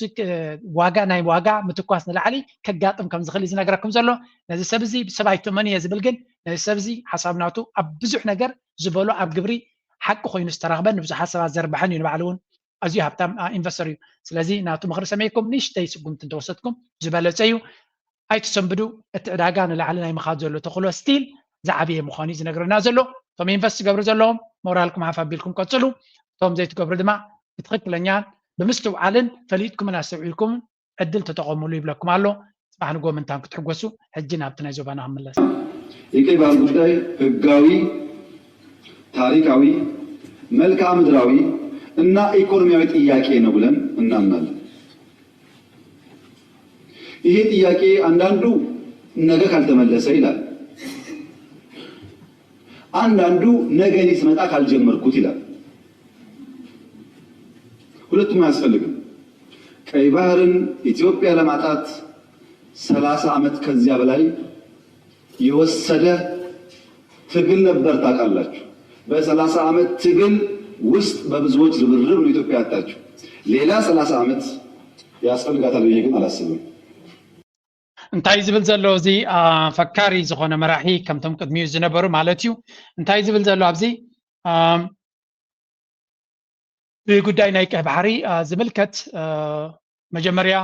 ኣብ ካልእ ከም ዝረኣናዮ እንታይ ዝብል ነይሩ ቀይ ባህሪ ንዓና ዝሃብመን ከም ዝሃቦ ርግፀኛታት ኣይኮነን ብኸመይ ተዋሂቡ ድማ ርግፀኛታት ኣይኮነን ካልእ ድማ ቀይ ባህሪ ዝኸሰርናሉ መንገዲ ናይ 30 ዓመት ቃልሲ ህዝቢ ኤርትራ ይብልኒ ግን ናይ 30 ዓመት ዝነበረ ቃልሲ እዩ ቀይ ባህሪ ከም ንኸስር ገይሩና ስለዚ ቀይ ባህሪ ኣብ ሓደ መዓልቲ ንክልተ መዓልቲ ዘይኮነ ግዜ ክወስድ ዝኽእል እዩ ግን 30 ዓመት ከም ዘይወስደልና ንክንመልሶ ግን ርግፀኛ ኮይነ ክዛረብ ይኽእል ይብል ኣሎ ስለዚ ቀይ ባህሪ ንምምላስ ዘለዎ ክንደይ ግዜ ክወስደሉ ከም ዝኽእል ድማ እዩ ዝነግር ዘሎ ካልእ ዘራርባ ቀይ ባህሪ ምምላስ ማለት ንኤርትራ ማለት እዩ እዚ ንልኡላውነት ናይ ኤርትራ ንምድፋር ሰንተንስ ድሕሪ ሰንተንስ ሙሉእ ሓሳብ ድሕሪ ሙሉእ ሓሳብ ልኡላውነት ናይ ኤርትራ ምድፋር ጥራይና ንርኢ ዘለና እዚ ታሪካዊ ሰነድ እዩ ዶኩመንት ድማ ክኸውን ኣለዎ በተረጋጋ መንገድ በሰከነ መንገድ በውይይት መሄድ በጣም አስፈላጊ የፈለገ ብንወያይ ግን ለማጣት የፈጀብን 30 ዓመት ለማግኘት ይፈጅብናል ብዬ ግን አላስብም ጊዜው በቂ ስለሆነ በተረጋጋ መንገድ ማየት ያስፈልጋል። ምክር ቤት የኢትዮጵያ ሕዝብ እንዲያምፈልገው ጥያቄው ስናነሳ አንዳንድ ሾርት ሶን ሚሞሪው ሕጂ ከም ድሪዮ ዘለና ኩሉ እቲ ዘረባ ናይ ጥዕና ዘረባ ከም ዘይኮነን ናይ ሰላም ዘረባ ናይ ምርድዳእ ዝውስኸሉ ዘሎ ነታ ምርድዳእ ትብል እቲ ናይ እንግሊሽ ሚድያ ናቱ እንታይ ይገብር ኣሎ እቶም ኣብ ትዊተር ዝፅሕፉ ኣብ ናታ ኣካውንት ነቲ ንሱ ዝብሎ ዘሎ ናይ ኩናት ቋንቋ ገገዲፎም ብዙሑል ዝኾነ ቋንቋ ገይሮም እዮም ዝዛረብሉ ዘለው ስለዚ እቲ ዕላማ ከመይ ጌርካ ነታ ኣጀንዳ ትዊስት ንክትገብሮ ዕድል ከውበካ ዝኽእል መንገዲ እናደለዮም ዝገብርዎ ዘለው ዝኻ ሓደ ካብቲ ዝጥቀምሉ ዘሎ ብልሒ እዩ ማለት ወታደራዊ ዓይኒ ንነዊሕ እዋን ተዛሪብና ሰራዊት ናቱ ብዝተፈላለዩ ኣክቲቪስትስ ናቱ ዝብሎ ዝነበረ ኩናት ከም ዝደሉ ዘሎ ንኩናት መደብ ናቱ ብሓይሊ ከም ዝኾነን ክወርር ከም ዘለን ስክፍታ ዘሎ ወይ እውን ሕቡእ አጀንዳ ከም ዘይኮነ ኩሉ ሰብ ይፈልጥ እዩ ዓላማቸው ውሃ ውስጥ የሚገቡ ከሆነ እኛ በተቃራኒው እሳት ውስጥ እንገባለን። እዚህ ሞያ ውስጥ የገባነው ፊዚካሊና ሜንታሊ ጠንካራ ሆኖ ለዛኛው ዓለም የማይታክት አደገኛ ሰው ሆኖ ለመውጣት ነው። የቀይ ባህሩ ጉዳይ አይረሳም። ሰዎች ለዓላማ ከም ትሪእዎ ዘለኹም እዚኦም እቶም ኣክቲቪስትስ ናይቲ ወታደራዊ ክንፍናት እዩ ንዕላሙ ሰብ ናብ ማይ ዝኣቱ ተኮይኑ ንሕና ድማ ንዕላማና ናብ ሓዊ ክንኣቱ ኢና እቲ ወታደራት ዝገበረና ዕላማ ድማ ንሱ እዩ ሓደ ካብቲ ጉዳይ ናይ ቀይ ባሕሪ ዝኸሰርናዮ ድማ ድርሳዕ ኣይኮነን ዋጋ ክንከፍለሉ ኢና ዝብል ብብዙሓት ተነጊርዎም ወይ እውን ከም ኣጀንዳ ግበርዎ ተባሂሉ ኩሉ እቲ ወታደራዊ ክንፍናቶም ወታደራት ተኣኪቦም ድዮም ሓንሳብ ዕላማይ ንባሕሪ ድዩ ገለ ስለዚ እዚ ሓደ ሰብ ዝጋገየ ዘሎ ወይ ክልተ ሰብ ዝጋገየ ዘሎ ዘይኮነ ሲስተማቲካሊ ወላቶም አባላት ናይ ፓርላማ ዘጣቁዑ ዝነበሩ ኣብ ደገ ክዛረቡ ከለው በቴሌቪዥን ናቶም ዝወፀ ድማ ስሙ ኦልሞስት አሁን ግንዛቤው እየጨመረ መጥቷል። የወጣቱ አጀንዳ ሆኗል። የአርብቶ አደሩ፣ የአርሶ አደሩ፣ የምሁራኑ፣ የበርካታ መልአተ ህዝቡ አጀንዳ ወደ መሆን ተሸጋግሯል። ይሄ ማለት የህልውና ጥያቄ እየሆነ ነው ያለውና ከዚህ አንፃር ይህ ጥያቄ እንዲሳካ በርካታ ስራዎች እየተሰሩ ናቸው ያሉት። በእኛ ቋሚ ኮሚቴም በምክር ቤትም በተለይ ግንዛቤ ከመፍጠር አንፃር ብዙ ስራ እየተሰራ ነው። ምክንያቱም ስለዚህ እቲ አጀንዳ ናይ ባሕሪ ዝበሃል ከም ዓብይ አጀንዳ ጉዳይ ናይ ባሕሪ ኣብ ደገ ባሕሪ ዝብሎ ዘሎ ከም ሓደ ኣገዳስን ዓብን አጀንዳን ጌርካ ብኩሉ መንገዲ ዝስራሕ ዘሎ ምዃኑን እዚ ድማ ምናልባት ኣብይ ኣሕመድ እውን ባዕሉ ኢልዎ እዩ ንሕና ውሽጣዊ ፀገማትና ክንሰግር ኢልና ዘይኮና ንሱ ስለ ዝኾነ ዕላማናት ናይ ውሽጣዊ ፀገም የብልናን ውሽጣዊ ኩነታትና ዝተረጋገዩ ግን እቲ ህዝቢ ኢትዮጵያ ነቲ ንሱ ዝብሎ ዘይኮነ ነቲ ኩነታት ካብኡ ንላዕሊ እዮም ዘንብብዎ ዘለዉ ሓደ ካብቲ ኣብዚ ቀረባ ዝተባህለ ብኣወል ስዒድ ዝተዋህበ መልሲ ክንርኢ ኢና ነዚ ዝግበር ዘሎ ዕንደራ ግን ቅድሚ እስከ በዓል ፋኖ እንታይ ይገብሩ ኣለዉ በአምሓራ እንታይ ይግበር ኣሎ ንስማዕ ገዛዙ ላይ እየሰነዘሩ ያለው ጥቃት አሁንም ተጠናክሮ ቀጥሏል። በሌላ በኩል የአማራ ክልል ካቢኔም በሙሉ ተበትኖ አዳዲስ ባለስልጣናት ወደ ኃላፊነት መምጣታቸው ታውቋል። በተለያዩ አካባቢዎችም ብልጽግና ሹምሽር እያካሄደ እንዳለ ይነገራል። በደቡብ ኢትዮጵያ ክልል በርካታ ባለስልጣናት ቁልፍ አስረክበው ቤታቸው እንዲቀመጡ መታዘዙም ታውቋል። በአማራ ክልል ከወቅቱ አጠቃላይ የትግል እንቅስቃሴ ጋር በተያያዘ የአብይ አህመድ አገዛዝ የአረጋ ከበደን ካቢኔ ፍጹም እምነት ብሓፈሻ ከም ንሪኦ ዘለና እቲ ኩናት ኣብ ዝቕፅለሉ ዘሎ እቲ ፖለቲካ ናይ ኣምሓራ እናተቀያየረ ይኸይድ ከም ዘሎን ኣብይ ኣሕመድ ድማ ኣብቲ ፖለቲካዊ ብሓፈሻ ኣብ ኩሉ ህዝቢ ኣምሓራ ዘለዎ እምነት እናጎደለ ይኸይድ ከም ዘሎን ውፅኢት ናቱ ድማ ዳርጋ ኣብዚ እዋን እዚ ነቲ ህዝቢ ኣምሓራ ወይ ነቲ እሊት ናይ ኣምሓራ ኣብቲ ፖለቲካ ናቱ ዘለዎም ካብ ግዜ ናብ ግዜ ንዕዖም ንምእላይ ብዙሕ ይጓየ ከም ዘሎን ውፅኢት ናቱ ድማ ሓደ ካብቲ ደፍርሆ ዘሎ ኣብይ ኣሕመድ ዕልዋ ክግበረሉ ከም ዝኽእል ብዙሕ ጥርጠራ ከም ዘሎን ካብ ዕልዋ ኣፀቢቑ ይፈርህ ከም ዘሎን ብዙሕ ነገር ሓበሬታታት ይወፅእ ኣሎ ስለዚ እቲ ዝኽየድ ዘሎ ኩነታት ከም ገለ ኢሎም ኣድማ ብዕልዋ ከኣልይዎ ከም ዝኽእሉን ዝተፈላለዩ ሓይልታት ኣንፃሩ ተሰሊፎም ከውድቕዎ ዝፅዕሩ ከም ዘለዉ እዩ ዝፈልጥ ዘሎ ኣብዚኣ ስምዑ ወድሓን እዚኣ ኩላ ተሓሒዝና ክንሪኣ ጻድቃንን ጌታቸውን ነባድላ ግርማ ብሩ መንኻትሎ ጁነዲን ሳዶ ሽመልስ ኣብዲሳ ኣብ ተዛረብሉ ኣምሓራይ ተዛሪቡ ብዘይካ ዳንኤል ክብረት ሪኢኻ ኣለኻ ደ ይረኻ ካብ ናይ ኣምሓራ ዝበሃል ኤሊት ብዘይካ ዳንኤል ክብረት እንታይ ማለት እዩ ትርጉሙ እዚ ምርኣይ ኣገዳሲ ይመስለኒ እዚ ስርዓት እዚ ዝጉጅለ እዚ ሸቃጢ ስለ ዝኾነ ሕዚ ከዓ ካሊእ ናይ መጫወቲ ቁማር يمزز كم زلو إنا ردع زلنا كم تقدم أورومارا زبل زنورة عينت أنتونا الإلكاني هو تجراي أورومو مايكا تج أورا أورا تج زعينتهم يجتي خناتات زبلة زلو السرعة زي متكلي يقولوا مرهبلو لسلطانو خبطلو وزغلو كلهم نجارات ناجبر إيز خيزلو زي بونا خنري أزلنا مثلاً فت جنرات أركان جيتاچون نبادلا غرما برو من هاتولو زي جنيدين سادو شماليس أبديسا أبتزارولو أم حراي تزاريو بزي كدانيال كبرت ريح الله هديرا كامنا أم حراز بحال إليت بزي كدانيال كبرت تاي مالتو يترجمو زي مرأي قداسي مثلا exactly ስለዚህ ኣብዚ ዋን እዚ ኣብይ ኣሕመድ ዕልዋ ክግበረሉ ወይ እውን ኣብቲ ኦሮሞ ኣብቲ ኤትኒክ ናይ ኦሮሞ ክሕባእ ከም ዝደልን ነታ ኣምሓራ ድማ ጠቕላላ እናነፀጎ እናፈርሆን ይኸይድ ከም ዘሎ ኢና ንርኢ ዘለና ብግምጣሎ ነቲ ናይ ኣምሓራ ዝነበረ ብዙርዩ በቶም ተጋሩ ገሊዖም መፂኦምሉ ዘለው ባእታቶም ነቲ ቦታ ናቶም እናተኮ ይኸይድ ከም ዘሎ ኢና ንርኢ ዘለና እዚ ድማ ከም ጌም እውን ክሊር ዝኾነ ጌም ኢና ንርኢ ዘለና ብሓፈሻ ፊር ኦፍ ሚሊተሪ ኩ ዝብል ዘረባ ድማ ብዙሕ ግዜ ይዘውር ኣሎ ኩላቶም እውን ይጥምትዎ ኣለው ንሱ እውን ግምታት ናቱ ክኸውን ከም ዝኽእል እዩ ዝንገር ስለዚ ንሪኦ ዘለና ኩነታት ቀልጢፉ ዝቀያየር ዘሎ ምዕባለታት ኢና ንርኢ ዘለና ህዝቢ ኣምሓራ ድማ መጠን ከምኡ ገይሩ ዝነፀጎም መጠኑ እቲ ኩነታት ናቶም ተቃውሞ ናቶም ረዚስታንስ ድማ እናሓየለ ክኸይድ ከም ዝኽእል ምግንዛቡ ከቢድ ኣይመስለኒ ስለዚ ኣብዚ እውን ዝብልዎ ዘለው ንስማ ማንሳት የፈለግነው አብይ ወደ ባሌ ያቀናው ለምንድን ነው? ከባሌ በኋላ ሬድዋን ሁሴን እና ጌታቸው ረዳ ወደ አፋር የሄዱት ለምንድን ነው? አፋር የቀይ ባህር አፋሮች ሽምቅ ተዋጊ ወደ ስልጠና የገባው ስልጠና ተመረቀ ተብሎ የተዘገበበት ምክንያት ምንድን ነው? እነዚህ እንደተጠበቁ ሆነው አብይ አህመድ በመጪው 2 ሳምንታት ውስጥ መረጃዎች እንደሚያሳዩት ከትግራይ ኃይሎች ጋር ቀዳሚውን ጦርነት ይጀምራለሁ የሚል ዝግጅት እያደረገ ነው የሚገኘው። በቀደም ዕለት ምናልባት የዛሬ ሳምንት ገደማ ከትላንት በስቲያ ግን በዝርዝር ስንዘግበው የነበረው አብይ አህመድ የብርሃኑ ጁላ ጦር እነ ጻድቃን በዋናነት እንዲመሩት ተደርጎ ትግራይ ውስጥ ያለው አርሚ 7ን በማማለል ስለዚ እንታይ እዮም ዝብሉ ዘለው ዳርጋ ብዙሓት ተጋሩ ከም ዝዛረብዎ ዘለው ናብ ሓደ መደምደምታ ዝወርድ ዘሎ ንሱ ድማ እቲ ዕላማ ንተጋሩ ንምህራም ከም ኣጀንዳ ተወሲዱ ከም ዘሎን ነቲ ወታደራዊ ክንፍታት ድማ ብተደጋጋሚ እቶም ናይ ትግራይ ናብ ምስ ዓቢ ተሰሊፎም ዘለው ንዓታቶም ዝያዳ ቦታታት መሃብ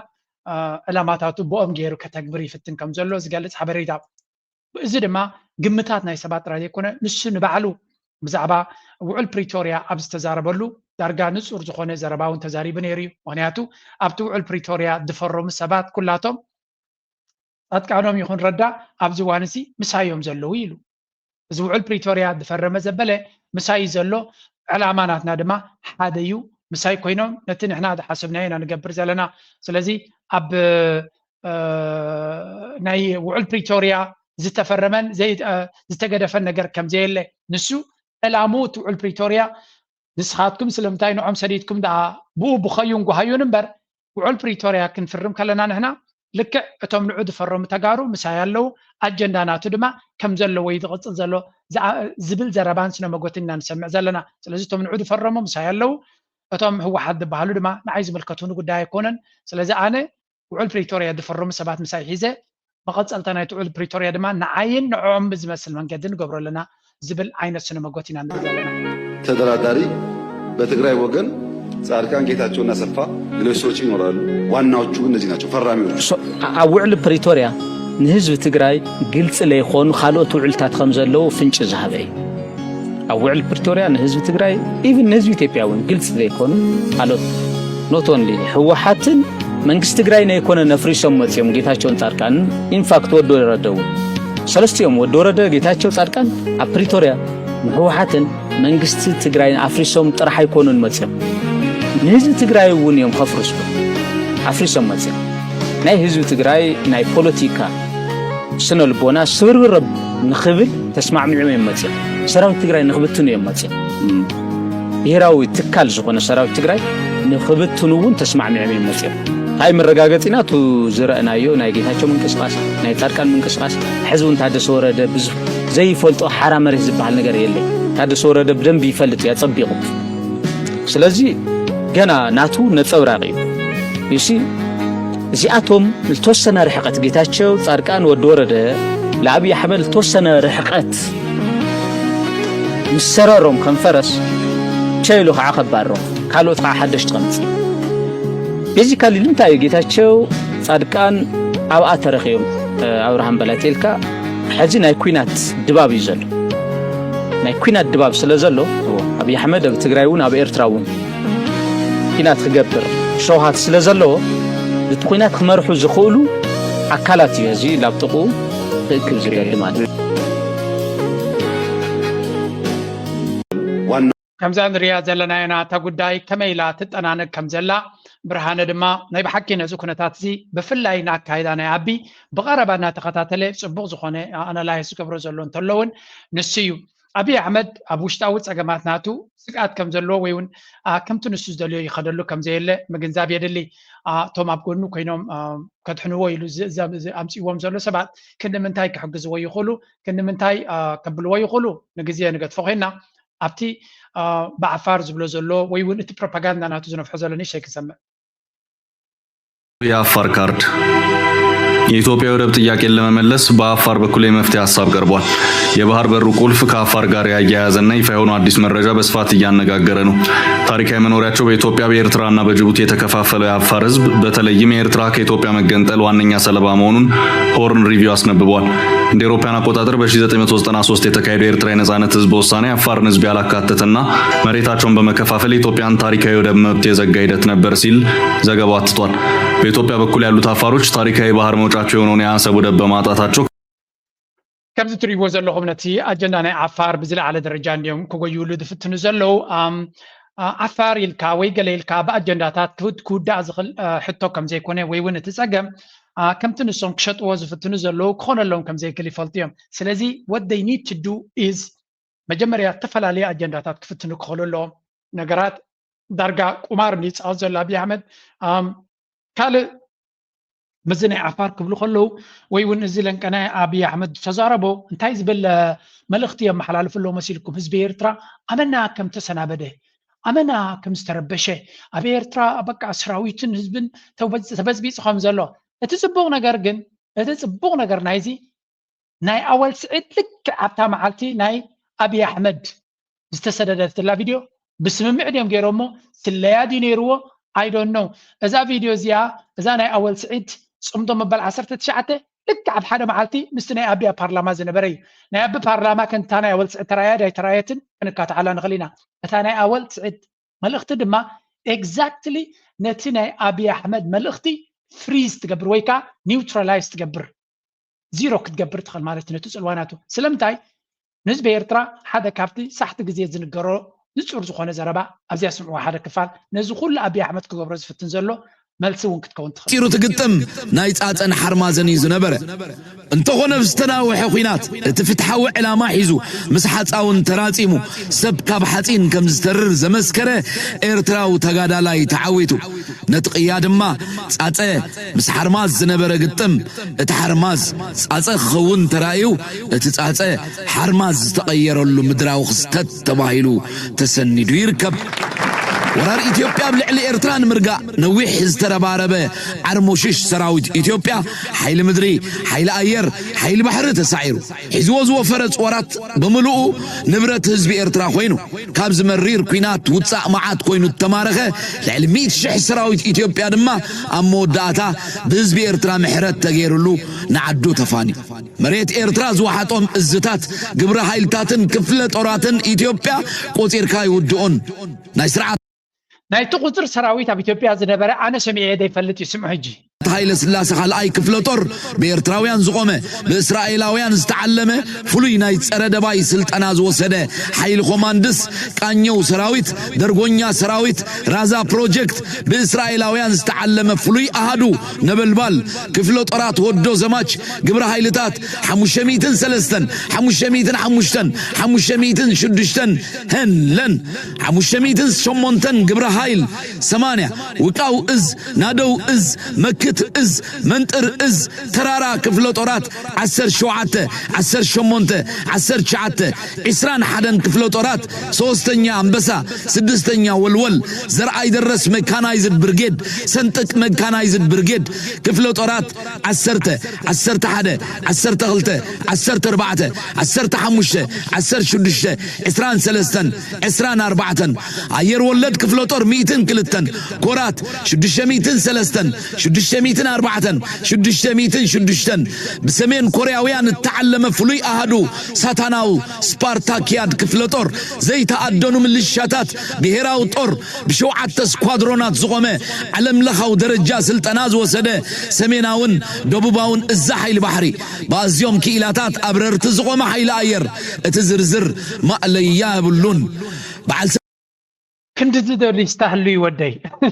أنا استقريمة الليستا ولا كمي جيري أول حزوه كمي جيروم يوم تمي يرترا خنا زخول تصبصي بما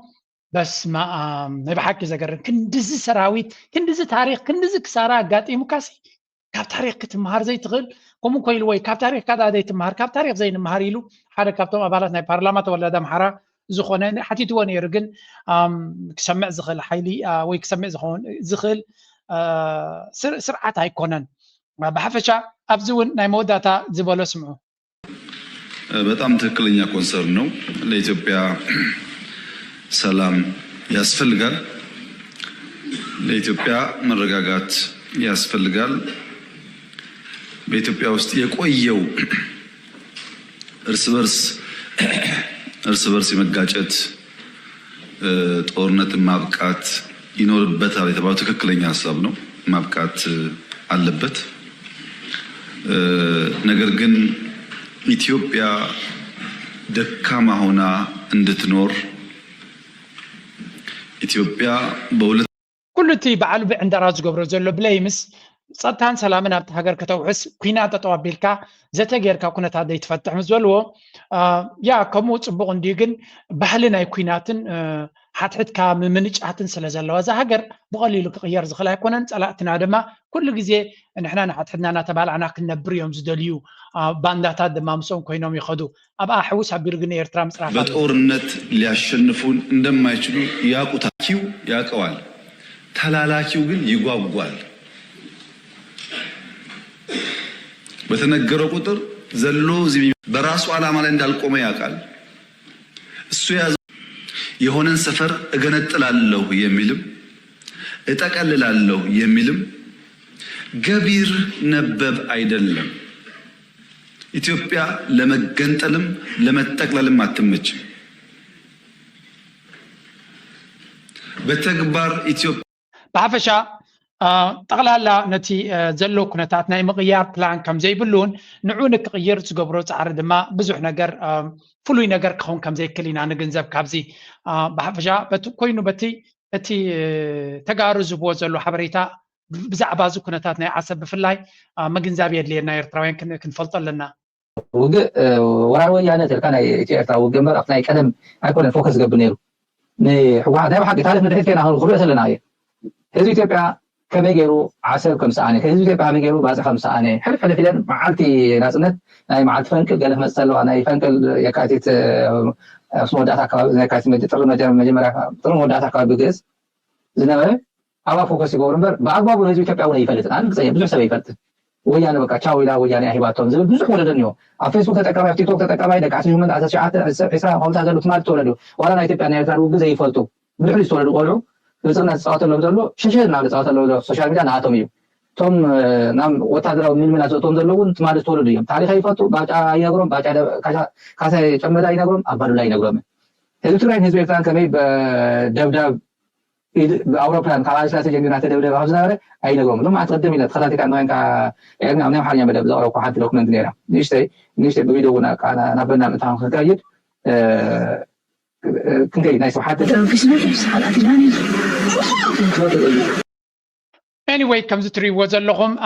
تي زبل وزلو بحثر زبالة تا التاريخ استفدسمه كم زي تنقرون وصيت ناتو دماز حجي هو حت نيرترا بقى وسد وحسبن باصعن وسد وخمس بلام اتم نكومي لهم زغزغسو تغار دما كم زي بعد ستالين زبلو زي كون بقمطالو نتز بزدنقر كم زي اتوميم سمعوهم እዚ ስለ ማኑ ምሳሌ ጠቅላይ ሚኒስትር እኛ አሰብንበትም ልቦናችን በሌላ ዓለም በአውሮፓ በአሜሪካ እንኳን ተበትነው የሚገኙ ኢትዮጵያና ኤርትራን ሞልካችን አስተሳሰባችን ስኖልዋና ኤርትራ እኮ ውሰዱ ብላ ነበር በነገራችን ላይ ኪሎሜትር እንኳን አይገባትም እንደው መግቢያ መውጫ አያስፈልጋትም ብለው የወሰኑ ህወሓቶች ናቸው كم زي تريوم دلهم دما تجارو خينهم نتي كل تي إثيوبيا زخسرته إيرترا هو حاتو سدوا سل زبلهم نه هو حات فقط سل زنبري زبل أقول زخونة بروباغندا زفترة أجمع نعلم بدح بزوج عرق خمسة دليل زنقرزلو نسبة كين كعكا تكوينات كبيت سل زخون كويناتن بوليتيكاوش جراتن نخفتح كابت زلنا لا عليكم قسقس كن كلا لنا نتي perception ويونتنا حسود أتحساسبا كابسورو بنك إسكان ملاي. تاجرهم ولا مشيل كلام مغنى. قدم خلته سومنات جميرو. قدم خلته سومش دحريت خلته سومن أمريكاويانن تركاويانن وتدرت ناي عير منجت ناي عير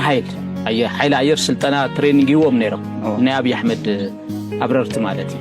وتدروا السلطنة قال لي هو منيرا توم ناي تركي أو درون ناي تركي درون ترينينج هو منيرا زحلفة قدمي صومن دقنا ناي تشاينا ناي يونايتد عرب إمريتن هزون ناي تركن متأنا سفح ناي درون سلطنة ترينينجن خموون ناي درون ستيشن مأزازي طابياتات أو غندر أو بحردار أو سمران أو بورين عدتي غور نيرو لمتكال مالت تخيلهم يوم مقوطاتر ما أخل مالت سو نسان نمراقي يوم ريدوانن جيتاچون لابوري خيدم تيا نمراقي مالت المعزاب تستقبر كل السلطنات مالت كم تارجت قمت وزلو ناي أبي أحمد حيل عير ولا تي مكلاكيا ناي سراويت إيرترا لعلوت وتادر عزستن ناي تجري لعلوت وتادر عزستن متكعي بدرون زيا ناي مجمرة تارجت غير ونير تخليتي فيول ناي نداد ديبو قلم نامزلو مودا معناي سالساي ناي موترايزدن ميكانايزدن زخون مسارحتات بمولو معناو درون مالتي أو ناي عير معرفي موقع ناي إيرترا هون خل أو زكوا تاي خل يفلتن لبنا قاسي هو سون خون خلي موقع ناي شراء ناي أقسمن ناي مقلنون خوقع خل جن وانا تارجت ناي إيرتراي اليوم معناي ربعي ناي ركوات كوميونيكيشن ركوات ثم تاورز بعده هاند هيلد ايكوم راديو قلل بحال ناي وتادر ركوات زياتهم تراك مقارن حاك مقارن السلطناتات يوم خنيم قدم سلسته مع توديهم خيدم الله حزي او تدالو يمزلو سلازي سو دمراي المعزاب او عفارو او كله يغور نيرو اغاطام خوينو ناي ريدوان حسين ناي جيتاچون سل تري سو زي دمراي يمخيد وافتشعوان جن اب سمرا عوي اخيوا كم زات سمعوا هذا اللقمية أنا I cannot comment مغنياتو تكونتات نعبي قطو خيط تخيل مخانو منكسي إرترا زي فلطة نقر كوينو يسمع عننيو من البات مزياتها حيزنا حانت إرترا حاد إرتراوي أبزو حد كمان شير جيركم لها لهم مسيس بهاتو استبهالي انتهي لون يروسينيس أب إسرع صحافة أب تويتر صحافة يعني رابيكس تي سلام سمم ناي سلام أمونغو إرترا إثيوبيان كابز جبر ناي the Eritrean cabinet of ministers only had one meeting. ስለዚህ ካብቲ ሰላም ናይ 2018 ዝተገበረሉ ካቢነ ናይ ኤርትራ ሓንቲ ግዜ ጥራይ ተራኺቡ ይብላሉ። Eritrea, Ethiopia and Somalia leaders have met several times. ናይ ኤርትራ ናይ ኢትዮጵያ ናይ ሶማሊያ መራሕቲ ግን ብዙሕ ግዜ ተራኺቦም ኣለዉ። No doubt that the bilateral meeting with Ethiopia and Somalia led by President Isaias Afwerki is for the interest of our nation and our people. However, it would be more fruitful if any decision made by the approval of the cabinet ministers. ስለዚህ ولا እኳ ኣብቲ ስምምዕ መጀመርያ ስምምዕ መንጎ ኤርትራን ኢትዮጵያን ክግበር ከሎ ካቢነ ናይ ኤርትራ ተራኺቡ ይዘራረብ ከም ዝነበረ ተራእና ድሕሪኡ ግን ንሱ ኣብ ዕስራ ይፅሕፋ ዘሎ ድሕሪኡ ዝተገበረ ምስ ሶማልያ ድዩ ምስ ኤርትራን ስሉሳዊ ኪዳን ዝግበር ዝነበረ ካቢነ ተዘራሪብሉ ድዩ ወሲኑሉ ግን ኣይረኣናን። ስለዚ እንተዝግበር ነይሩ እዚ ፅቡቅ ምኾነ ኢሉ ፅሒፉ ከም ዝነበረን ድጊሙ ለንቀነ ፖስት ገይርዋ ነይሩ። ከምኡ ድማ ካልኣይ ግዜ እውን እንታይ ኢሉ ፅሒፍ ነይሩ ኢትዮጵያውያን ዝእመኑ ሰባት ኣይኮኑን። ስለዚ ካብ ግዜ ናብ ግዜ ክቀያየሩ ዝኽእሉ እዮም። ስለዚ ሓደ መዓልቲ ኣንፃርና ክስልበጡ ከም ዝኽእሉ ኣብ ግምት ጌርና ክንህሉ ተስፋ ገብር። the best way እቲ ዝበለፀ መንገዲ ናይ ኤርትራውያን ግን ሓድነት ናይ ኤርትራውያን ፖለቲካዊ ፍልያትና ገዲፍና ሓድነትና ክንሕይል ክንክእል ከለና እዩ ኢሉ ፅሒፍ ነይሩ። ኣብቲ ግዜ እቲ ብዙሕ ሰብ ብዙሕ ከም ዝፀረፎ እዩ ዝነግር። ኣብዚ እዋን እዚ ክሪኦ ከሎ ግን ትክክለኛ ሓሳባት ንሱ ምዃኑ እዩ ዝነግር ዘሎ። ስለዚ ብዙሓት ሼር ጌርኩምለይ I think እዚ ሕጂ ኣጋጢሙ ዘሎ ነዚ ናይ ብፍላይ ነዚ ናይ ኣብይ ኣሕመድ ባህሪ ቀዳመይቲ ቦግነ ኤርትራን መጀመርያ ልኡኽ ኮይኑ ዝኸደ ብዑስማን ሳልሕ ዝምራሕ ዝነበረ ዑስማን ሚኒስትር ጉዳያት ወፃኢ ናይ ኤርትራ ማለት እዩ ምስ ተመለሰ ዝሃቦ ገምጋም ከም ዝበልዎ ዝእመን ሰብ ኣይኮነን ዝብል እዩ። ስለዚ ግን ኣብቲ እዋን እቲ ንዑ ገምጊሞም ንሰብ ዝእመን ኣይኮነን ግን ንጠቀመሉ ዝዓይነቱ ዝወሰኑ እዩ ዝመስል። ብሓፈሻ ዘጋጢሙ ዘሎ ሕጂ እውን ሃንደበት ዘይተፀበይዎ ከም ዘይኮነን ግምት ከም ዝነበሮም ኣብ ገሊኡ ኸማን ኣወል ስዒድ መሊሱሉ ነይሩ። እንታይ ከም ትደሊ ጠፊእና ዘይኮነሲ እንታይ ከም ትደሊ ምስ ፈለጥና ኢና ናይ ስእሊ ናይ ባሕርና ኣብ ቬትሮ ዓሽግና ሄድናካ ዝብል መልሲ ሂብዎ ከም ዝነበረ ኣብ ገለ ቪድዮታቱ ዝዝከር ኮይኑሎ ማለት እዩ። ስለዚ እቲ ኩነታት ናበይ ገፁ ይኸይድ ኣሎ። እቲ ኩሉ እዚ ኩነታት ዘይርድኦም ድማ ስምዕዎም ኣብዚ ተመላሊእካ ምሳሌ ዜሮ ሳም ፖለቲክስ ዘይምስዋት። ስለዚ እዞም ኣሕዋትና ራብዓይ ግዜኦም ክገብሩ ከለዉ ካብ ራብዓይ ግዜ ንላዕሊ ስቲል እዚኣቶም ከም ትሪእዎም ዘለኹም ምስ ዓቢ ይዕድልና ኣብ ዝብል እዮም ወዲቖም ዘለዉ። እዚ ኩሉ እናረኣዩ ከለዉ ስቲል ምስ ዓቢ ኮይና ጥራይና ክንሰርሕ ዝብል ኢኻ ትሰምዕ። መሕፈራት ጥራይካ ትብሎም ግን ምስማዕካ ኣገዳሲ ኣብዚ እዋን እዚ لنا ولا تما وش تعدل له مرحتنا توم تهزبنا ولا تترفنا كلنا حنقبرها دمنا يعني I call it 80-20 8-10 مبزحة زربانا علالنا بزعبا قد لي هاجرنا خون كله بأرست بديه قدس 8-5 يحلو فيه سو كمان كريديت يدو بدل 10-5 ناي مسألة الله يدبل الله مالتي ناي بحق ركعت عنا مسائنا خميلي صباحتها يتكون نزبليو جن 8 وحيدايو كله زعب حلو فيه قالي بمنيات مالتي تاريخنا 5 يناير قال التاريخ تمالت راحي بزعت السبب 8-5 تغيروا 7 كلتا تغيروا 7 كلتا 5 تغيروا 9 حدا 5 تغيروا 9 8 5 تغيروا 13 حدا 3 تغيروا بزوح معلت بزوح دكاتع نايتمالي حجر حنتا تا 8 نقبرها تاي مالتي 8-5 ناي مزايخه 10-5 تخاد حد حلف كن حلي فيه حجنا 8-5 كل حيل خان قميت خون كله إيرترا 15 لنا 15 انت تكونها 15 انت تكونها 15 انت تكونها بين خايكونات افتزوبانا ኢትዮጵያና በገጻት ከይዲያ ንሕናና በገጽና ከይዲና ዓለምና በያኸት ከይድ ቴክኖሎጂና በይኽ ከይድ ኤአይ ና በይኽ ከይድ ቁጠባና በይኽ ከይድ ወለደታት ኤርትራ በዮም ክኸዱ ብመጻእን ጥራሕ ተሓሲብና ቀልጢፉ ደሰማዕና ነገራት ክህሉ ሓደ ነቲ ነገራት ስለተቀላጢፉ እቲ መጻኢኻ ስለተቀድመካ ከምዚ ማይ ዝሑል ማይ ተገጨብ ካብ ገጽ ካይድ ኾን ዘሎ ወይላይ ንሕና ኣብቲ ማልን ህውተት ኣለና ዓለም ተገዲፋትና ትኸይድ ኣላ ማለት ሕጂ لما عالتي بزي أخذ عقنا يدلي زعلالنا I hope 8-5 دي ولا العليو ناي انتينا نقبر ناي كرميت انبر مانيو بدلنيا مانيو تبغنيرو مانيو تعيد الله داني تزرب هذا انتاك وصح تخكل يا جن بزعبا مصايت إيرترا بزع تزارب كاخا زبنا بزع تبابع يكونن سوري حق المزراب حق خاخون الله مصايت إيرترا انتاك تكون الله بزع مصايت تزارب كا بزح نيجاتيفيتي زقات مكة كابتن دم بهجراونة يخاز لكم نبي إرترا كم زنت خونه نزبل أين التبابعني نبزع جزء أنا بزعبا مسأيك زارب كله غبزع عرف زقات من كاوي سلمتاي أبي إرترا زلوا من قصي حسيب وصل زلوا نسخة أفكار حس زمل كتاكاي كون نزبل سبي خات سمع بزع سب كل يبلني بتمال حسنا ويحكم زبل مر بزع حسبات زيادة نمسأينا بزعبا هجرنا تزارب تولونز زحاتهم بزعبا هجرنا معبالنا هجرنا قالت راي أو إذا تفكرت حس جبر تولونز زحاتهم قل نمسأينا كنزارب بزعبا مسأينا تراي كنقدس لما جزيون وانونيو نعنا لما بجد زلينا نقر تولونسيو تاريخنا صبوا كينو دوكمنتد كون حاولتك سرحالو جاقانونا ناي نفسه كيف جقنا حاولتك سرحالو السابح زي مسرحوني حرقات نزبل أنا بخمي كلهم زم جنرالاتنا يرترا حاولتي قبومي سورانا يرترا فلويو بفلوي كسنا زقبويو ስለዚህ አቡ ፍጹም ተጠራጥሬ ብለይን አውን ክርክር የብልና እቲ ዝፈላለየና ነገራት ድማ ንቡር እዩ ኣብ ኩሉ ተሰማምዓኒ ኢኻ ዝያዳ ግን ኩልና ንመጻኢ ኤርትራ ቤንጌርና ናበይ ነብጽሕያ ድሕሪ 5 ዓመት ኤርትራ በያ ክትከውን እንታይ ትፕላን እንታይ ትራእይ ኣብ ደገ ዘሎ ኣብ ውሽጢ ዘሎ ከመይ ገይሩ ብሓደ ይሰርሕ እቲ ፕላን ንገሩና ንሕና ድማ ንጎሆም ምሸት ብዛዕባ እቲ ፕላን ክንዛረብ እናበልና ኢና ነግር የቀኒልና ዳኒ ኣገዳሲ ዘረባያ ሎ ማርስ ኣብ ዝኹዴ ላይ ግበሩ ሸር ግበሩ ሪቶኹምን ሓሳብኩምን ባህናጽ መንገዲ ግደፍ እናበልና እዚያ ክንገድፈኩም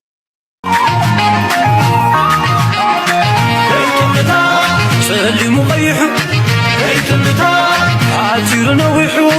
كيتمتوا بقى خير إلي محمدي هو ناس بحري عطامنيو تاريخ زهسر